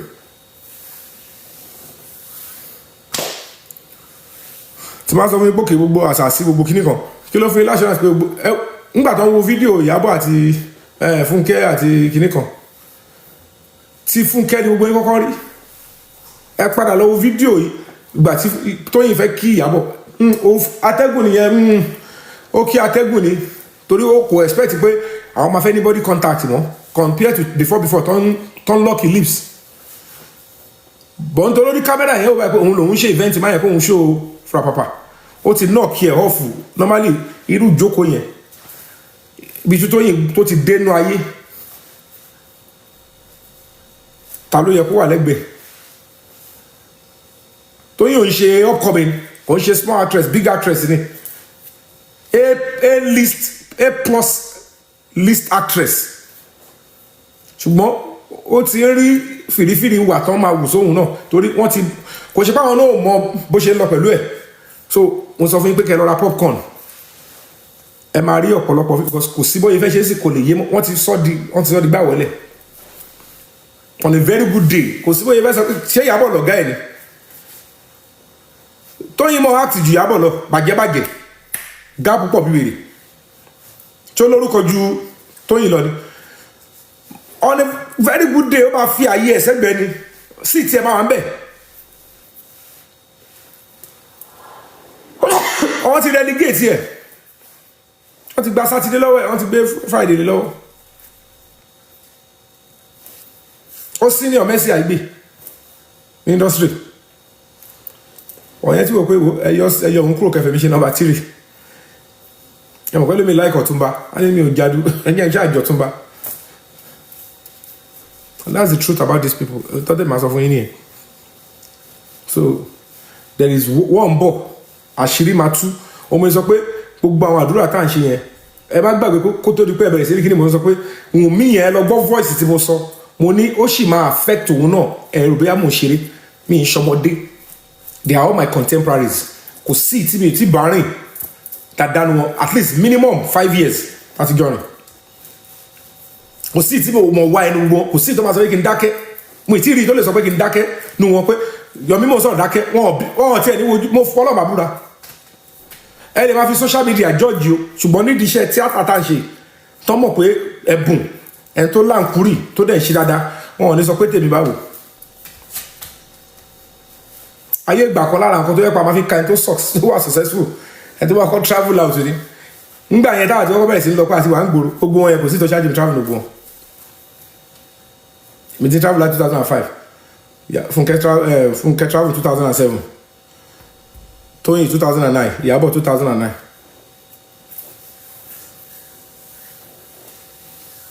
èmi ò máa dó Ìyábọ̀ ìrẹ́mà nìyẹn pa mi ò dó Ìyábọ̀ mi àti Ìyábọ̀ dúró àwárí o ṣẹlẹ̀ abádúró àwárí màá sọ àǹṣọmọdé àti kò ṣáà sọ̀rọ̀ rẹ́pù abádúró àwárí màá sọ n tó bá mímu kí n dó Ìyábọ̀ mo ti dó Liz Anjorin lórí náà nìyẹn n tó bá ti mímu kí n dó Ìyábọ̀ òun Liz tó ń sọ̀rọ̀ yẹn náà mo ti dorí so kó lò bẹ́ẹ̀ so Liz Anjorin wọn lò ní mo dó Ìyábọ̀ mo ti dówọ náà rí nìyẹn o ìwọ Liz Anjorin mo ti dó ẹ rí nìyẹn o tó fi lè mọ̀ pé mo dó Ìyábọ̀ mo dó ẹ rí nìyẹn o ṣé àti wá lè wọ náà rí mo dẹ̀ wá lálẹ́ àbí mi wá lálẹ́ mo wọlé báyìí mo náà báyìí sùn gbà yẹn náà nìyẹn ìwọ lórí gbogbo ẹ fi Liz ilé àtijọ́ sọ ó ti fi àtijọ́ fi ṣe yẹ̀yẹ́ kó tó di kó lọ ṣe podcast tó ń ṣe tó ń sọ wọ́n dúra wọn. And then another thing is this one thing that òun Liz yẹn tó máa ń try láti gbàgbé ni wípé ibi tóun náà ṣe dáadáa mò ń sọ ibi tó yẹ pé mo sọ pé ẹ lè blame Liz ìkà lọ ṣe fún dé stage yẹn mo sọ tọ́ yẹn jáde ṣé mo jẹ́ ń jáde di sọ̀rọ̀ ń pa in support of Liz ni ṣé mo jẹ́ ọmọọṣẹ́ àbí mo jẹ́ junior colleague kankan gbogbo yín kò sí tó máa sọ̀rọ̀ tó máa ní kí n má sọ̀rọ̀ ní yẹn mọ̀ pé wèrè wà nílẹ̀ mi ò sínú àwọn actor tó máa sọ pé obìnrin wọn lè bá jà ẹ má fi ṣe wèrè lọ́dọ̀ tèmi o ẹ ṣe pẹ̀lú ra yín when I speak my own truth I speak my own truth kò sí tí mo fọ́ fún gbogbo yín bẹ́ẹ̀ ṣe ń rówó yín yàtọ̀ sí bẹ́ẹ̀ mi ṣe ń rówó mo gbìyànjú tèmi Ọlọ́run rẹ̀ ti kádàrà kókè o ìkànnì máa ń oúnjẹ Monday Tuesday Wednesday ilé mo ti wá ń jẹ Ọlọ́run jẹ́ ó ṣẹlẹ̀ kò sí tí mo rẹ̀ tí ìwọlé ẹ̀rí inú yín mo wá bá yín ṣe mo bá yín ṣe pẹ̀lú inú kan ni so and as God will have it kò sí tí mi ò I've been close to majority of them kò dẹ̀ sí tó máa sọ pé bí mo ṣe ìkà fóun rẹ̀ àbí mo ṣe nǹkan tí ò darí tó bá ti ṣẹ̀ mí tí máa rí pé èmi mi ò gbé mọ́ ni máa ń sá fún wọn kò sí tó máa sọ pé èmi ò mo ṣe nǹkan tí ò da tó máa sọ pé mo ṣe nǹkan tí ò da òun ni mo ṣe wá ń lè bọ́tà sọ because when they know me kò sẹ́ni tó lè mọ̀ mí better than àwọn tí mò ń sọ yìí they know me inside out mo ṣe mọ̀ wọ́n inside out so whatever the case may be we have to say it Fúnkẹ́ Akíndélé ti pè mí sí fún mi dáadáa rí kò ṣe pé tí ọ̀rọ̀ bá wá ṣẹlẹ̀ nígbà tí mo bímọ ó fún mi lówó aṣọ nígbà tí mo dẹ̀ sọ́tọ̀ pé òkè mo sọ fún pé mo ti kọ́lé o ilé mi rè o the name is straight after me o oh congratulations lẹ́yìn ìgbà yẹn báyìí the next thing mo kàn wá gbọ́ ni hello Fúnkẹ́ she's not using this number again ta ni ò lo nọ́mbà mọ́ what are you talking who is this no need but she's not using this number again mo tún lọ sí second number hello she's not using this number again ṣé ó lu da ikó ni at the end of the day mo lè ti ká ló pé ẹlòmíì akọ ìlara lónìí gbà tá a sọ kan kò tí ì péjọ mẹ́rin wọn lè ṣe rí àlàyé ó kó mú sókè ni àǹtí Fúnkẹ́ kí ló lè tó yẹn kí là ń bá bó ti jẹ́ pọ́ ta náà ta ni wọ́n tipẹ́tipẹ́ gbóyè òkò fúra ni Ìyábọ̀ yìí ti bá Fúnkẹ́ jàre lórí ọ̀rọ̀ Tóyìn nígbà tó ń jọ gbé fíìmù jáde ẹ lọ wo history padà kò tí pọ̀dún méjì àbí mélòó nígbà táà ni wọ́n wọ̀ bó bá ṣe ń bá lọ yìí àṣírí gist lover máa tó tú gbogbo yìí ti rí o ẹ nífẹ̀ẹ́ admit ni nígbà tí mo sọ pé Ìyábọ̀ Òjó kọ́ ni gist lover ẹ fẹ́ gbà mí gbọ́ tó bá yẹ ẹ máa tó mọ̀ láìpẹ́ mi ní Ìyábọ̀ ìwẹ̀ ò da òun náà ó kálá ó ti change ìgbà tí ìwẹ̀ gbádùn ìwẹ̀ tí mo mọ̀ mú sọ èyí tí ò bó sí máa sọ kò sí tí mi ò lè sọ̀rọ̀ torí nígbà tóun náà rí pé ó rò pé mò ń jà fún nǹkan mi lọ́rọ̀ bàbá Ìjẹ̀ṣà ó bọ́ta ó ta sí mi openly ó dẹ̀ ló máa bà mí lórúkọ jẹ́ so tàdúrú wọn yẹn tí mi nílé fún jẹ ó ṣe kò ṣe àṣà ní kọ díẹ̀ ìkà díẹ̀ tó ṣe ń gbà yẹn náà àṣà ní effect tó ní lára mi ó ní ìyá Isaac tó fi àjọgbá tó bù ń gbà yẹn náà ṣùgbọ́n èmi ni mo lè lẹ́mìí tí mo lè bá àwọn ọkùnrin tó kù wọn mi mo gbé àbòsí àwọn iṣẹ́ àfihàn ya fọ́tò kiri pẹ̀lú fans láìpẹ́ fans ọ̀fẹ́ kọ́ bú wọn lórí social media olóòótọ́ ń lẹ́ni if I tell you my truth ní social media tẹ́ bá like fake ẹ máa tẹ̀lé ní tẹ̀lé pẹ̀lú yín if I speak my truth ẹ bá gbọ́ kò sí tó máa sọ pé òun ṣe fíìmù bẹ́tà jù mí lọ tẹ́ bá dẹ̀ ní tẹ́ máa kọ̀ mọ́ ni pé tí obìnrin bá ní success nídìí tí ẹ tíátà wà yìí o tẹ́ bá ba ní level 10 tẹ́ bá bá ọkùnrin ní level 6 ẹ times 2 tọkùnrin ẹ level 12 ló wà o ohun tí èmi máa nídìí tí máa fi ṣe ọ̀rọ̀ ajé fíìmù mi tí máa wá fún oṣù mẹ́ta obìnrin tó wọṣẹ́ tíátà lẹ́nìí the next 1 week ó lè rí ẹ wá ló succeed jù mí lọ ó mọṣẹ́ yẹn jù mí lọ ẹ mọ́ paṣẹ́ wa nà ẹ kàn máa ń gbé òjò fáìnà ni and with social media kí ni mo fẹ́ ṣe máa gba kámú náà ni wọ́n mo ṣètùpẹ́ lọ Ọlọ́run pé ibi tá a bá délé mi ní tó nírèsí bá lóhùn òfin gbámọ́ èyí tó ti fi sílẹ̀ kò ní pa kámbọ̀sì bọ́ sí ẹ sì máa rí mi wò bí ìràn mò ń bọ̀ mi ti dè ẹ mọ̀ lára pé so tẹ́mi bá sọ fún yín ogun tó ti wà ńlẹ̀ tẹ́ ẹ̀ tí fojú rí ọlá pé the only thing tó lè dírí ẹ̀ ni pé Tóyìn mọ̀ pé Ìyábọ̀ ò gbádùn ṣùgbọ́n Ìyábọ̀ ń sìn ó mọ̀ pé Tóyìn fún rẹ̀ gan ó mọ̀ nǹkan tó lè dánwò torí wọ́n jọ ní àṣírí ara wọn lọ́wọ́ ni.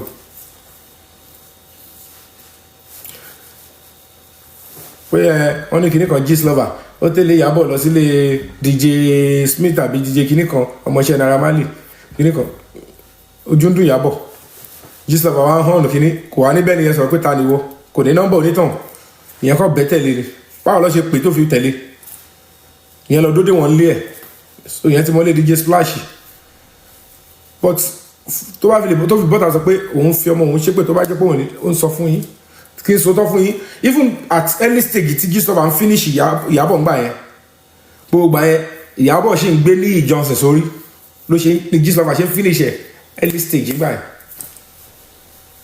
so mẹ́fù fúnra ẹ bá mọ̀ kẹ́ mọ̀ mi sì já anyway àwọn tó máa yé àwọn tó dẹ̀ lè yé wọ́n ṣe máa pé kí ni Yomi Sunday yà tó lò èmi kàn ń sọ̀tọ̀ fún yín but whatever the case may be lágídígba ni ìlúbìnrin ni ìjà àwọn obìnrin ẹjọ́ máa yàjà wọn lọ àtẹni tó kó mú sókè àtẹni tó bojú ẹ̀jẹ̀ ẹ̀rí pé kò sí star bí kankan àbí this àbí that wọ́n wọ́ wèrè ẹni tó dẹ̀ jẹ́ pé òun gbé sórí my God ẹgbẹ́ lọ ti wọ́wọ́ kúwọ̀ ẹ wá ní kò sógun lẹ̀ on a good day ṣé Ìyábọ̀ tẹ́yìn mọ̀ nígbà tó ń sọ àti Ìyábọ̀ yọ pé kí náà Ìyábọ̀ tí ajọ mọ̀ Ìyábọ̀ Òjó ajọ mọ́ra wa tó bá jẹ́ pé ò sínú ọ̀tẹ̀ yẹn ni bó ṣe ń sọ àti Ìyábọ̀ àti Fúnkẹ́ tó ń sọ yẹn mo mú ẹ dáadáa èyí tó tiẹ̀ tó jókèrè gan máa ń dá sí àti ní Fúnkẹ́ ó ń kí ẹ náà stop it now ó yá àti ó bá pé òun láì bó ṣe bojú ẹ̀jẹ̀ yẹn ọmọ yẹn tiẹ̀ pọ̀ ṣáàjà lé dànù wọ́n ti ń lé tóyìn wọ́n ti ń gba sẹ́yìn pé ó sì ń jókòó àgbà mọ́ àrífín yẹn ti pọ̀ jù reason tó fi ń ṣe bẹ́ẹ̀ fún later ni màá sọ fún yín kò ń ṣe sí ẹ̀ nígbà gbogbo ẹ̀tàn lẹ́ẹ̀kan because at the end of the day lọ́wọ́ yìí tóyìn ló sì máa jẹ lọ because ó máa lo social media àfihàn Fúnkẹ́ dáadáa ṣùgbọ́n another ogun mi nìyẹn kò dẹ̀ sí tó ń ṣe lọ yẹn tí Ìyábọ̀ ò ní fẹ́ sọ pé ẹ stop rọ̀ndọ̀rọ̀dọ̀ tẹ́ a fẹ́ gbèjà Fúnkẹ́ tó bá yá tí ó bá dẹ̀ gbèjà Fúnkẹ́ so ọmọ ọkọ ọmọ ilé ọmọ kan ti ń rú mi báyìí kò sí bí Ìyábọ̀ lè sọ pé wọn àti Fúnkẹ́ òròjọ́ Tóyìn so kọ́lọ̀ bá àgbàṣàkóso àrípá àwọn àgbàlagbà yẹn sìn wọ́n kàn máa jẹ ráìsì wọn máa gbọ̀n dúkúrò bẹ́ẹ̀ ni ẹ bá retí àwọn àgbàlagbà yẹn tíátà kankan ìsàgbà kan bì kan kọ̀líìgì ní gbogbo wa wọ́n kàn fi rìpọ́ọ̀tì ẹ̀ ní anybody kan tó máa jẹ everybody wà wọ́n ti bá gbogbo ẹ̀ jẹ́ òótọ́ dọ́jà ó kúta ni o so Abíọ́lá Khalifa ó tọrọ ni ẹ mọ̀ pé tọrọ ni ká má sọ̀rọ̀ Ọlọ́run tó fẹ́ justify mi ló jẹ́ kí n sọ̀rọ̀ fún kẹ́yìn kó tó di pé ilé ìṣẹ̀lẹ̀ pé o ní akọ ìlara lọ change ìwà ẹ̀ wọ́n wá ló ń tweet ó ní ìṣàrípọ̀tù so ṣé irú wọ̀ wá ni ṣé bẹ́ẹ̀ náà nìwọ̀n náà ṣe wà happy tó ní ibi social media ní gbogbo ìfi ń gbéra gbóyìn ẹ̀ tí ẹ̀ mọ́ fùtẹ́ ẹ̀ mọ́ social media ti tán gbóyìn ẹ̀ mọ́ who is doing well who is happy ẹ̀ ń tádùn rẹ̀ ẹ̀ kọ̀ ṣáà ń ṣe ń tẹ̀ ní lórí social media lẹ́ ń pọ̀ tí máa ní máa post gbogbo nǹkan tí mò ń ṣe everything mi kí n máa fi ṣe fídíò ẹ̀ ní Yomi yẹn billions ló wà lọ́wọ́ ẹ̀ package dẹ̀ èmi ráyè gbogbo rọ̀rọ̀ gbà kan láti ya wà gbé tá kámẹ́rà tẹ̀lé wa kiri àwa lọ yaso ó yà mí pé mo yaso tí máa kíyàn kan èmi mọ̀ pé mo fẹ́ dọ̀bálẹ̀ kẹ́ nìyẹn o mo ti lọ kí wọn ya mo ṣọ̀ pé ó ṣe mí sẹ́yìn a ní Yomi yẹn ní respect gan Tóyìn wo ló ní soft heart ó dẹ̀ pé bro guy junior ṣé ń tan ayé ni ṣe ń ránkì wọn fún yín ẹni tó ṣì ṣẹpẹrẹ díẹ̀ jù level kan náà ni kálá Tóyìn àti Fúnkẹ́ wà Fúnkẹ́ tó máa fi finish ẹ ò ní mọ̀ ṣùgbọ́n Tóyìn ó máa gbé sójú because ẹ̀jẹ̀ ọmọdé wà lára ẹ̀ Ìyábọ̀ mo lágídí èmi náà tó bá lóko ya èmi náà máa fi ẹ pé mo lágídí Mercy tí yẹn bá ti rí social yeah I just want to be there ẹni tó bá fẹ́ wà number 1 number 2 o gbọ́dọ̀ máa control social media n tí ó yẹ gbóyin nìyẹn o àwọn kan wà lọ́kùnrin láàrin wa náà tó yẹ pé disabled náà lọ ṣe o if you want to be reigning tó fẹ́ kí yẹ kó wọ̀ ló popular you must control social media and they don't control social media by mo act èmi mo no ma ní warriors wà náà keypad warriors wọ́n máa gbà fún ẹgbẹ́ yìí ni o ẹni tó bá ti ní wèrè jù iye àjẹ́ tó bá ní iye àjẹ́ tó bá lè sponsor bloggers keypad warriors tó lè wọ comment section iye àjẹ́ tó bá lè initiate ló máa fi lẹ́nu o ló máa fi bẹ̀rù ẹ ó ti yẹn èmi lèmi ò rán wọn ò bá pé mi sórí péjì ẹ̀kọ́ rojọ́ wèrè ò bá níwọ̀n lómi búbú jù ó bá níwọ̀n lómi péjì tí n bá ti rẹ́dì pé mo fẹ́ bẹ́ẹ̀ pò wèrè ó máa mọ̀ lára because èmi kì í follow comment section mi ì follow ẹ̀ ń gbé blog kìíní kan jason I know when I see media working I know when they are doing witchcraft èmi gan àjọ̀nù èmi gan àjẹ́ ọkọ̀ oṣólè mi ọkọ̀ Ìyábọ̀ so but fẹ́yìn tẹ́ máa like gossip and entertainment ẹ máa gbádùn ẹ lọ ó ṣe yẹn ọkọ̀ yẹ pé èmi ò mọ̀rú ẹ̀rí torí kéèyàn fẹ́ kí ẹ̀ tó dẹ̀ ṣe bẹ́ẹ̀ pé inú ẹ bàjẹ́ tó yẹn dẹ̀ kálá ojú tó yẹn ń kẹ́ take it easy o bó ti yẹ pé Tóyìn náà dé náà kò ṣe é nánú fún ejò ni ma take it easy premier lẹ́lẹ́ ń ṣe àti ẹ̀gbọ́n pa fíìmù ọ̀ngàn ẹ̀wù bí Ìyábọ̀ yẹn gan kó lọ ṣàdúrà kó ti ṣe nǹkan tí ò dá púpọ̀ jù àti ẹ̀gbọ́n review ń pa ọ̀rọ̀ fíìmù rárá Fúnkẹ́ àti Ìyábọ̀ ọkà mú sókè wọn kí òun ní nǹkan tó rè ní ẹ̀wù ṣé yẹn ni premier tọ́tẹ̀ bá ti pọ̀ jù ó máa ń tẹ̀yàn mọ́lẹ̀ oye ẹ̀rọ máa ṣe àwọn oògùn burúkú yẹn àwọn oògùn yẹn náà ó máa ń ní kéde àgbọ́n pa ọ̀rọ̀ fíìmù àmọ́ bí fíìmù ṣe lọ àti ẹ̀gbọ́n review tó ṣe kínní Fúnkẹ́ kó mú sókè Tóyìn fẹ́ kí òun la kàn ń gbọ́ kúrà ìyẹn gan dúwá dùn ó dùn ju fíìmù lọ that's nemesis ẹ wá níyẹ̀ òjà àwọn bíbù yìí bó ti ẹ̀yẹ pé Ìyábọ̀ fẹ́ escape tó ló ń wò báyìí pé gbogbo nǹkan tí mo tẹ́rí sí ọmọ ẹ̀ ló kó mi sí gbogbo wàhálà yẹn èmi tí Ìyábọ̀ fún jẹ gan ó mọ ẹni tó tí òun lọ́gbọ̀gbọ̀n kókó ní kéèsì bàbá Ìjẹ̀ṣà ó pọ́n mi lé mò ń pọ́n lé mi àti àdóra wa rí ó lè máa regard mi o kó fún mi respect mi kó like mi o bọ́ ó ń fún mi respect mi àdéhìí ṣe normal kí ló ta sí mi bẹ́yẹn tó mo àtúnjọ sọ̀rọ̀ lórí fóònù abẹ́tí gbàgbé ńgbà yẹn lẹ́yìn tá a jọ sọ pé àkíní kan ó lè jẹ́ni tó ti pa nìyẹn pé àníkẹ́ fún Yọ̀mí jẹsẹ̀ nsìn Ìyábọ̀ ni wọ́n wá èmi ni wọ́n àti orí ọ̀rọ̀ bàbá Ìjẹ̀ṣà èmi ló ń destroy ìwọ wá ń bẹ̀ ń gbádùn so wọ́n ti wá rí i pé rúsídàgọ́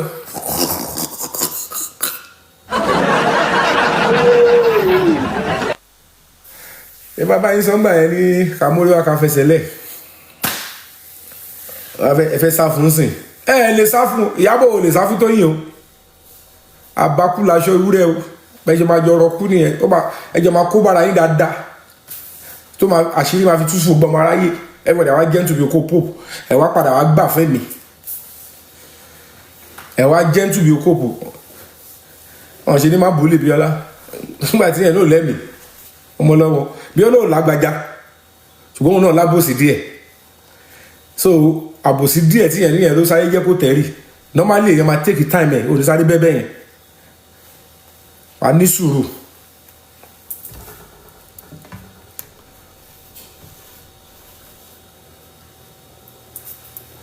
so gbogbo kìíní tà ń sọ yìí èmi amọ́ra wa dáadáa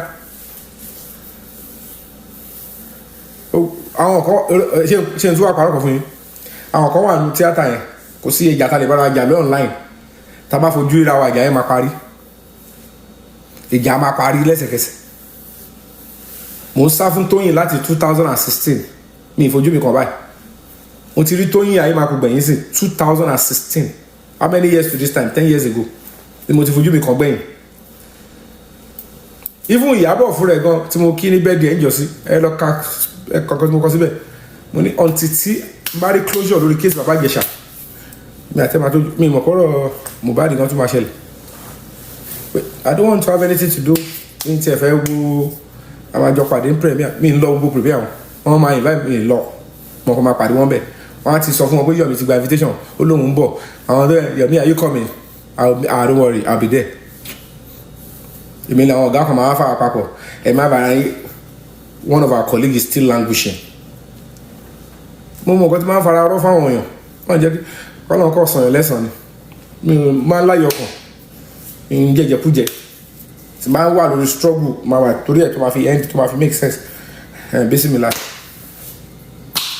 oyè so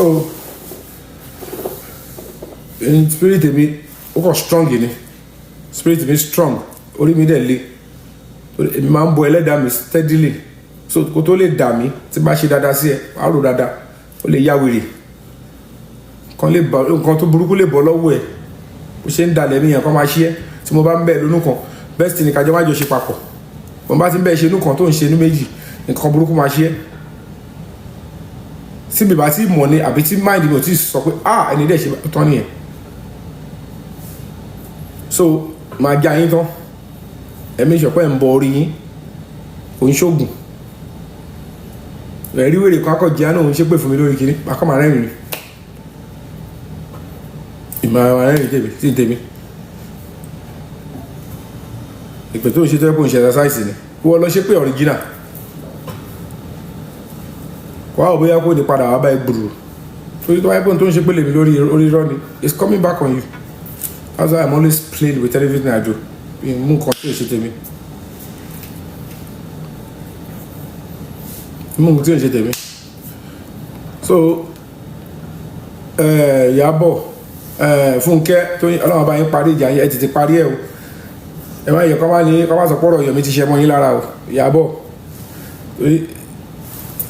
ẹ ṣáà gbìyànjú pé jẹ́ máa package ẹ̀ fáwọn tí yín ní lórí social media. Ẹ fọgbọ́n ṣe ẹ lọ wá àwọn kan ṣe kẹ́ jókòó kẹjọ jẹun papọ̀ kẹjọ bóyín papọ̀ bó tẹ̀ jẹ́ ká máa padà ṣe kà fúnra yín ní kọ̀rọ̀ ẹ dẹ̀ máa ṣọ́ra yín lọ́wọ́ ṣọ́ra yín lẹ́sẹ̀ ẹ ṣáà make sure pé ẹ show peace fáwọn ará yé pé ẹ̀yin actress o no war o deceive àwọn èèyàn díẹ̀ wọ́n ṣe ń lo life yẹn wọ́n ṣe ń lo celebrity life yẹn o bá ti jẹ́ kó yàn pé malice is appropriate then people will be keeping malice ọlọ́mọ yẹn kan burúkú ṣe ní tí yàn bá keep malice you will be the first suspect o bí nǹkan ṣe Fúnkẹ́ wọ́n á rò sí Tóyìn bí nǹkan ṣe Tóyìn ọ̀tẹ́ bá kíra yín tí ó sì pé ayé rí pé ẹ̀ ṣe kankan nobody will think any stuff pé anybody is suspect. That's why as popular figure avoid unnecessary malice particularly openly tó bá kí ẹ hello how you doing báwo ìyẹn mi pẹ̀lú ẹ máa pè é pé Fúnkẹ́ kí ló wọ̀ yìí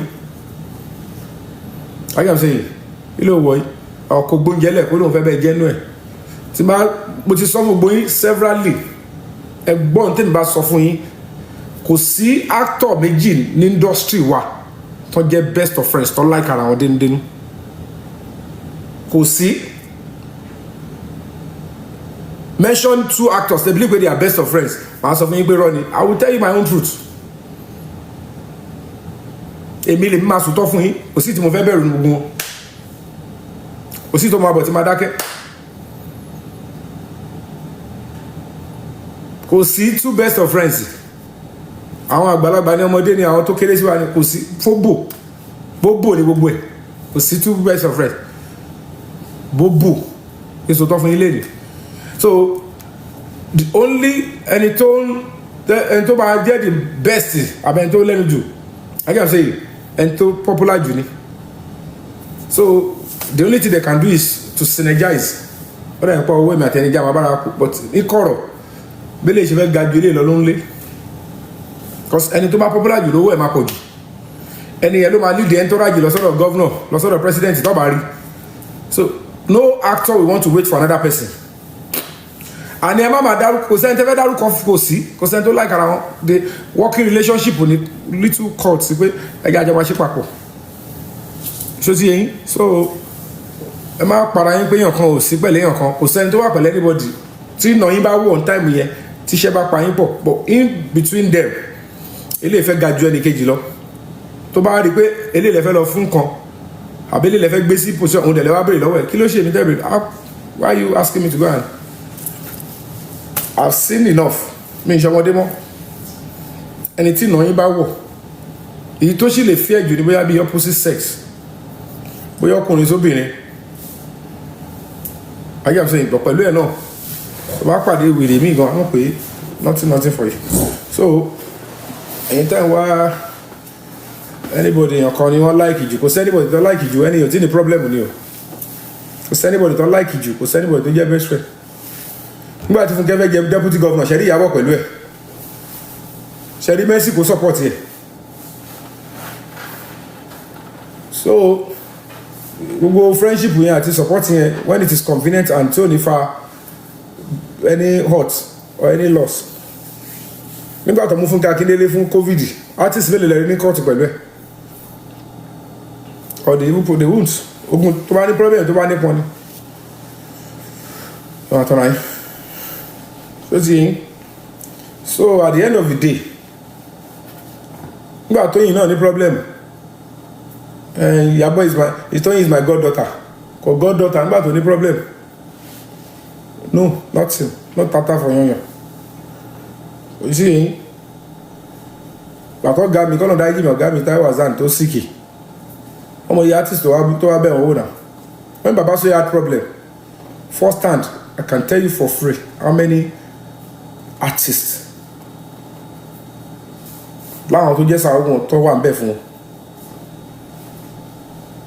can tell you all for free. So if you see me, tomorrow around dashing coming on one man go.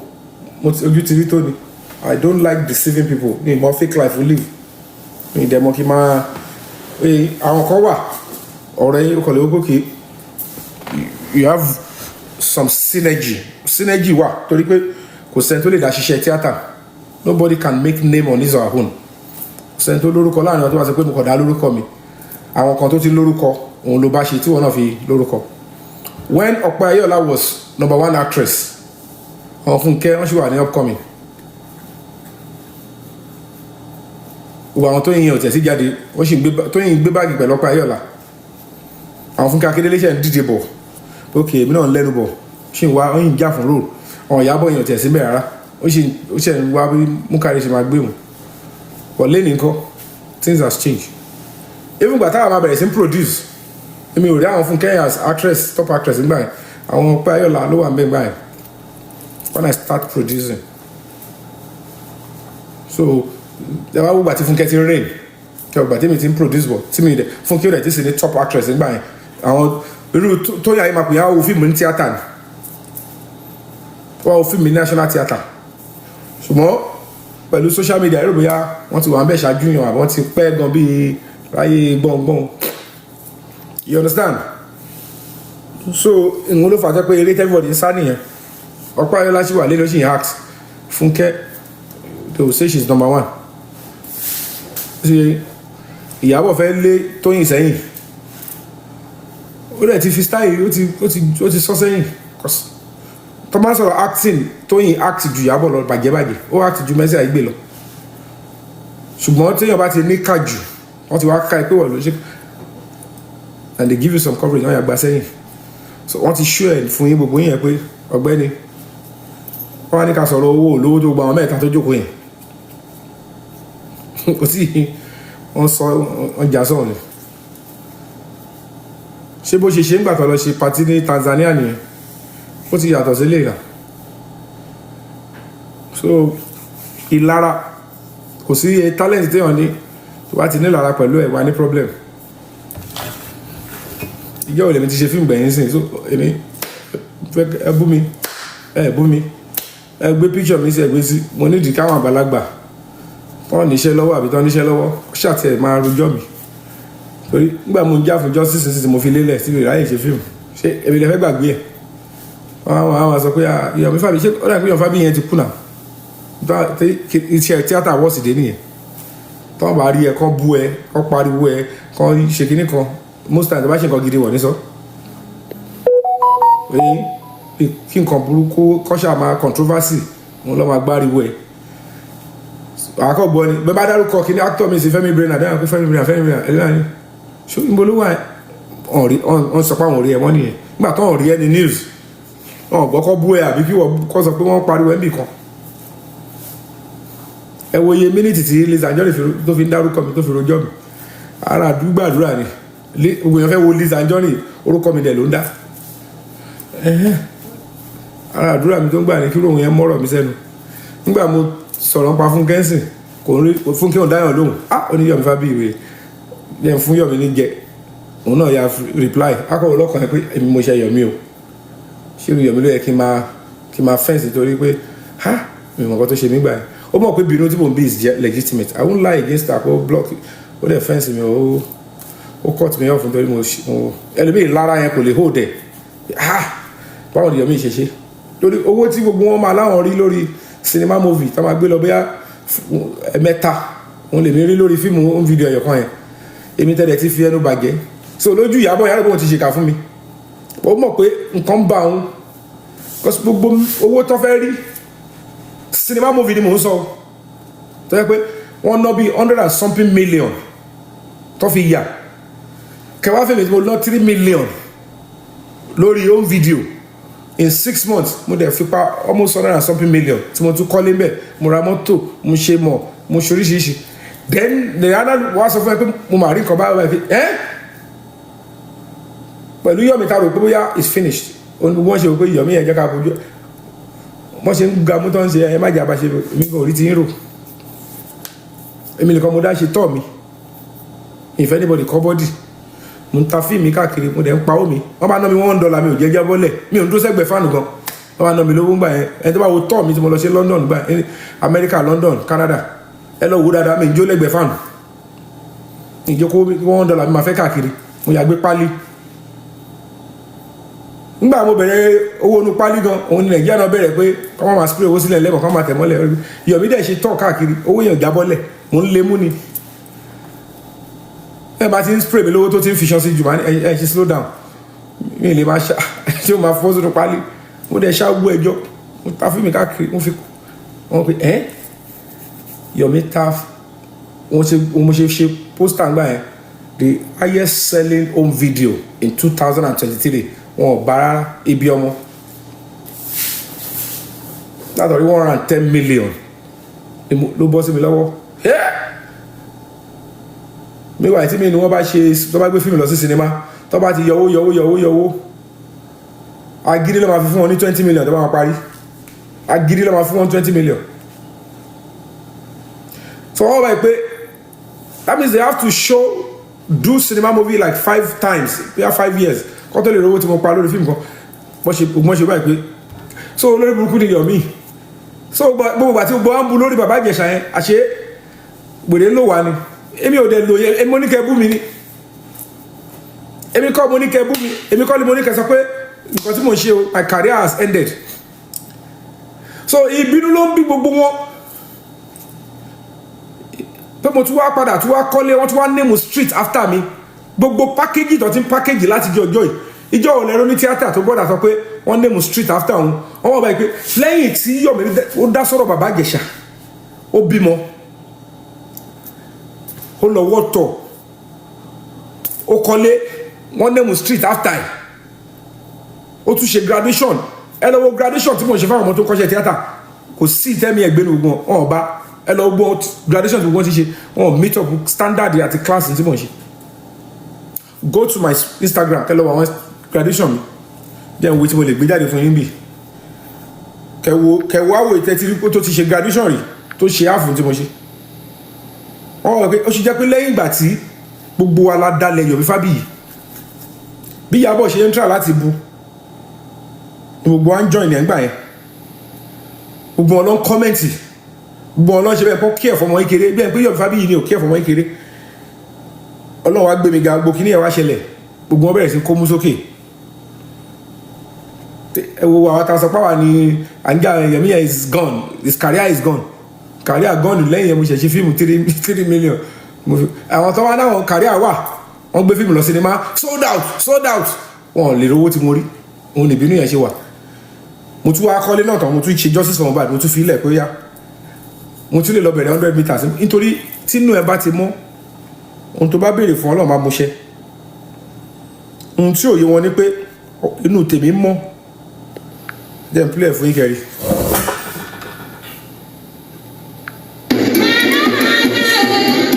Tradition ọmọ mi yìí o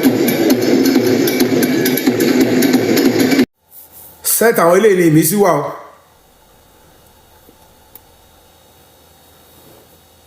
jẹ́ fi fídíò yín kẹrí.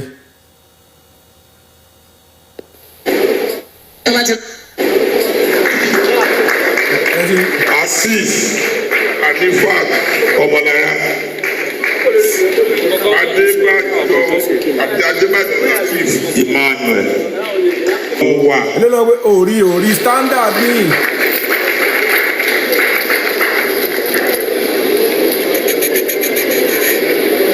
Pẹ̀lú ìtọ́ máa wọṣọ lọ́ọ̀yà yẹn gbogbo àwọn tó ju graduate wà ń bí nìyẹn o ẹmọ iye tí tó ń pa ń bẹ̀ yẹn nǹka ìkà rẹ gbogbo àwọn tó graduate nìyẹn o ṣùgbọ́n ogun.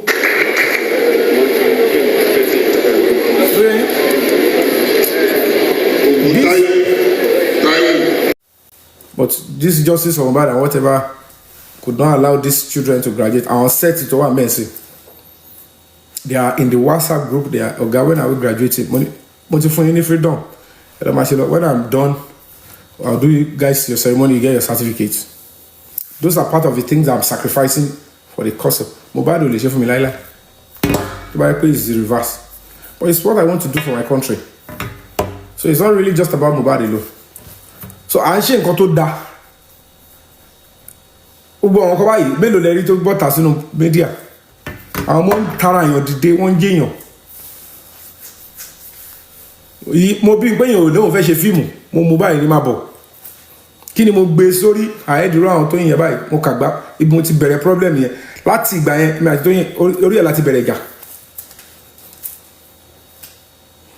ẹni tí yóò mọ̀ tó yẹn rí tí tó yẹn ò mọ̀ rí tó yẹn ó kí tó yẹn báyìí kò dá lóhùn jẹ́ location yẹn mo ní kó má wọ̀rí èmi náà lọ fipá gbẹ̀yìn èmi náà lọ sọ̀dànù èmi ni mo jẹ́ mi ní ìjẹ́mọ̀ ọkọ̀ mọ́ ìyẹn ló bọ́ta ó ní tó yẹn ní wọ́n ní mentor nígbà tí mo gọ̀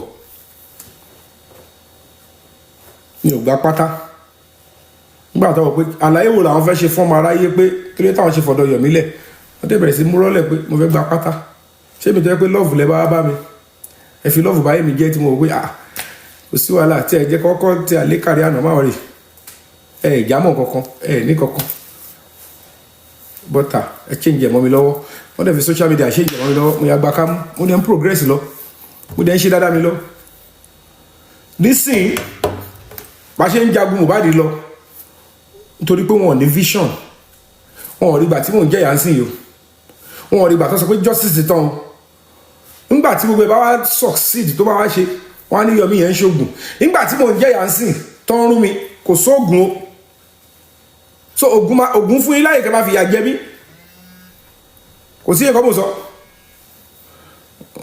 ara àwọn tó fẹ́ tún bẹ́ level sí kìíní àjẹ́ wọ́n pè mí ń bọ̀ hello sir hello sir.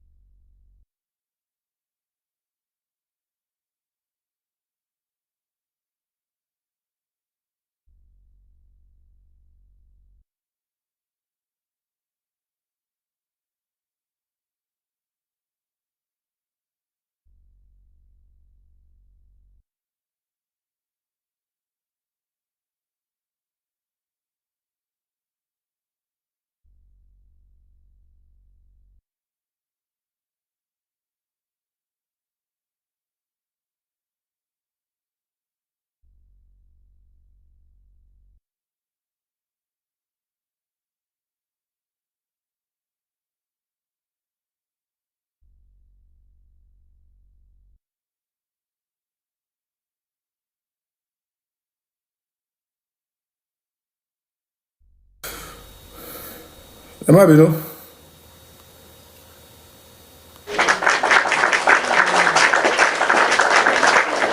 On justice for Mohbad, I will only appeal to those of you that believe in the fighting spirit.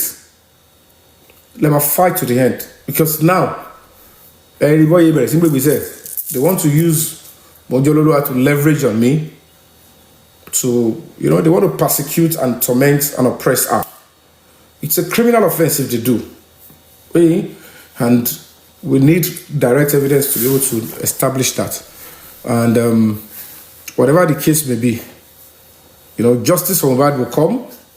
We'll get that justice. And they will try and see if they can silence as much as they can or reduce or have people to stop talking about it. That they should not, they will find a way to bribe them, to scare them. I'll make them feel arashi. There is no basis for competition. The case is going to court. That is the directive.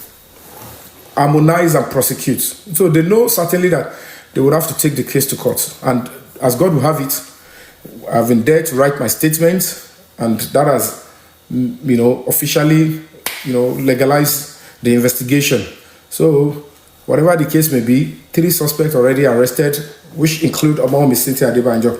So when they pick the remaining 4, they will throw them and take them straight to the court, not based on fake petition or attempt to oppress or no, it's important. And at least 2 of the key suspects is Darusha, that is Adeyemo, and Aduragbemi Shedrack Aloba. So you now see the reason why Iya Mohbad was acting irrational and was opposing Baba Mohbad, like fight for more gay isile, because to ba continue láti máa fa Adura àti Darusha máa fa wọlé, and she is of the opinion that by extension might affect the blessing. So the woman is like, that was why the woman said, I gave you your first children, and why do you want me to lose all of them? So that's why the woman was fighting the husband. If not, so that is the only power to there is power. Any other person, but I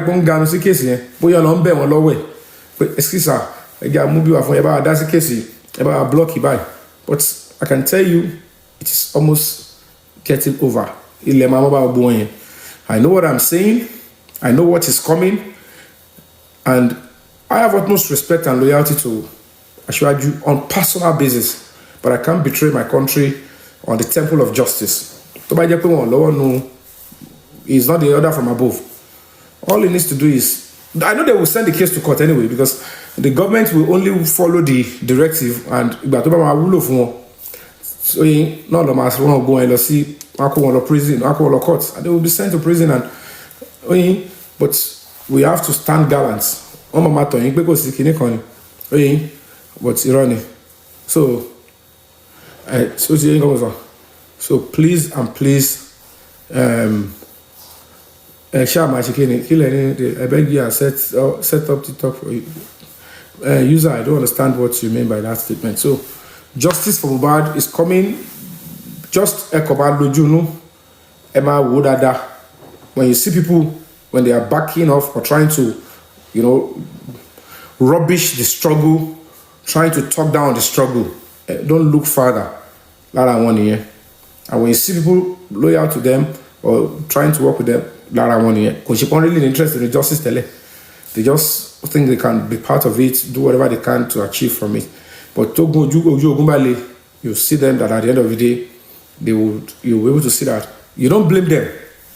Let me the level. It won't tell me sacrifice and sin. It will be too more sin. I'm in the middle of nowhere.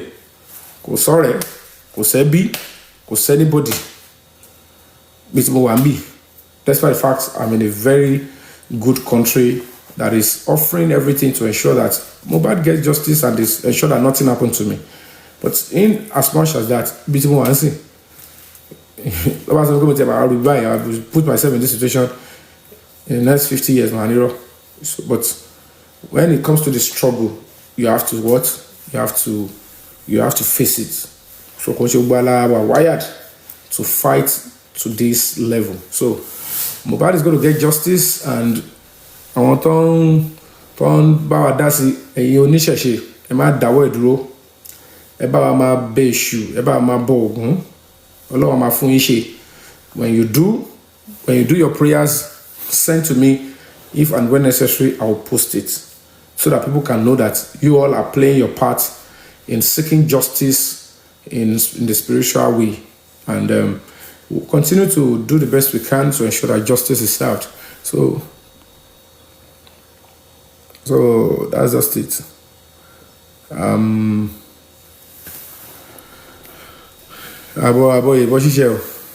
So that's just it. And prayer, not because of us, but because the spirit and the justice of Mohbad need every support.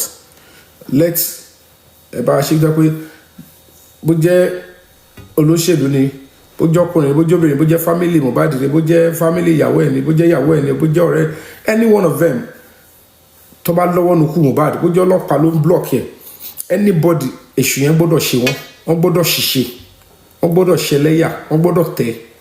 So gbogbo yẹn lè máa sáré. So any attempt to bring the same thing on Mohunjola or àgbélẹ̀rọ nìyẹn. The only attempt is wọ́n try láti fẹ́ orchestrate kaná rírò èmi wọ́n achieve it. So they want to use it on Mohunjola to act like orí ẹ̀ ni kìíní ẹ̀ ti ń down, but àwọn yẹn wọ́n máa ń gbọ́ àgbélẹ̀rọ.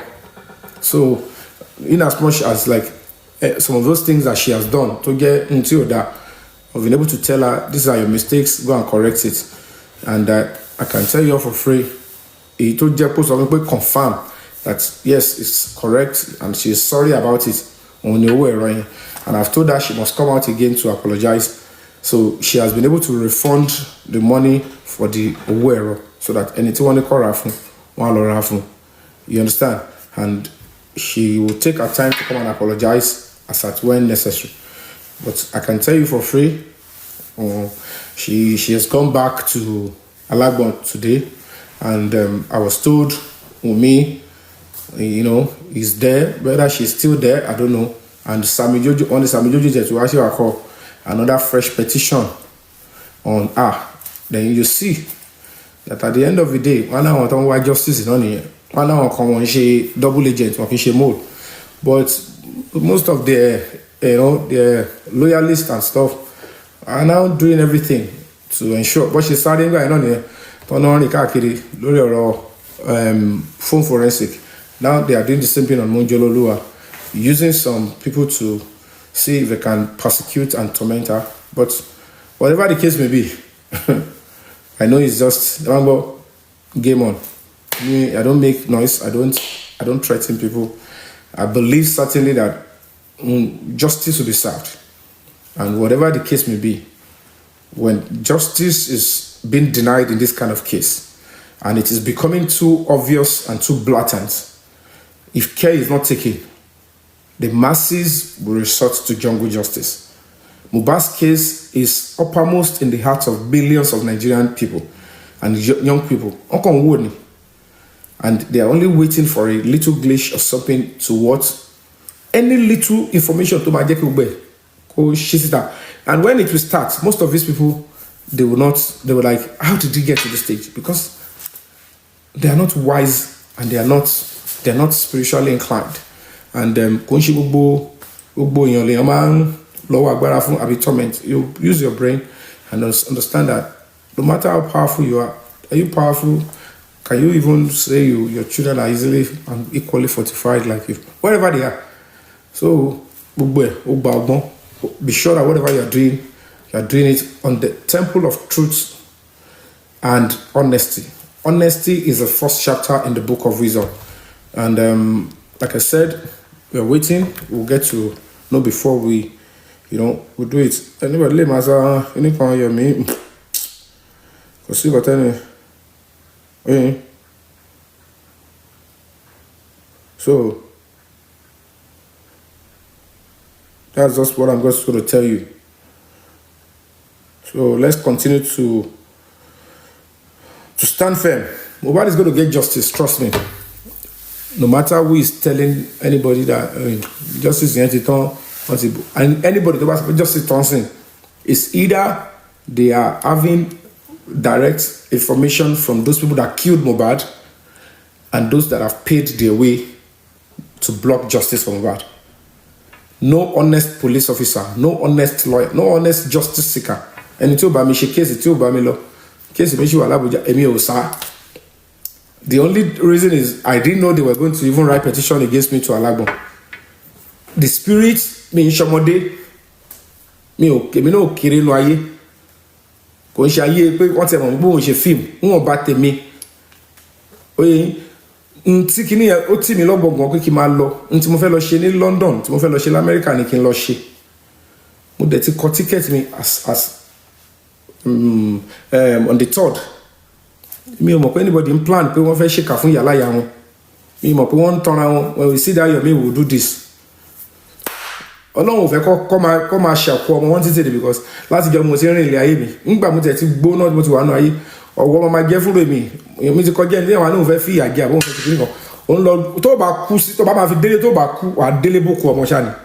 I can tell you for free. The only way any police officer can mess up with my life, torture me or do anything wrong is maybe because I have done something wrong.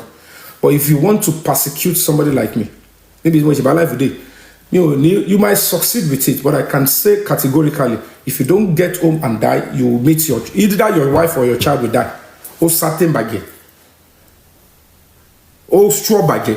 Àfi tí tó bá ti lè gbẹ̀gẹ̀ lára mi tó ti ṣe kàyìn àbí tó parọ́ mọ́ mi tó kò sí bó ṣe fẹ́ yìí. There is something they call spiritual justice. If people think they are powerful than you, they are using police power wrongly. You too, go. Don't leave your. Majority of you say you are there. Make sure because there are some of these things. You must have it. Don't go to those that are fake. Make sure you are one on shade that don't come and lie. Be sure you are truly they lied against you or they hurt you wrongfully. Then you can always do this. Oh my, make sure. So yato. Can't get me. Oh yato. So one nobody she she no one. So am I come out on you? They plan the arrest. They might be planning. Only madam around do. If we see that Yomi will do this, it's easy for anybody to deceive anybody. But if my spirit feel like no time for this nonsense, I will move the other way. They will be planning here and passing here. And they will be saying, tabamu, any total lot and tabamu. So that's just the normal thing. And if by nature there's something feel like I have a better plan for this stuff, go this way, go and be doing this. Mama ba elo, mama jakuro bitewa. And that stuff will come true. So it's how prayerful you can be.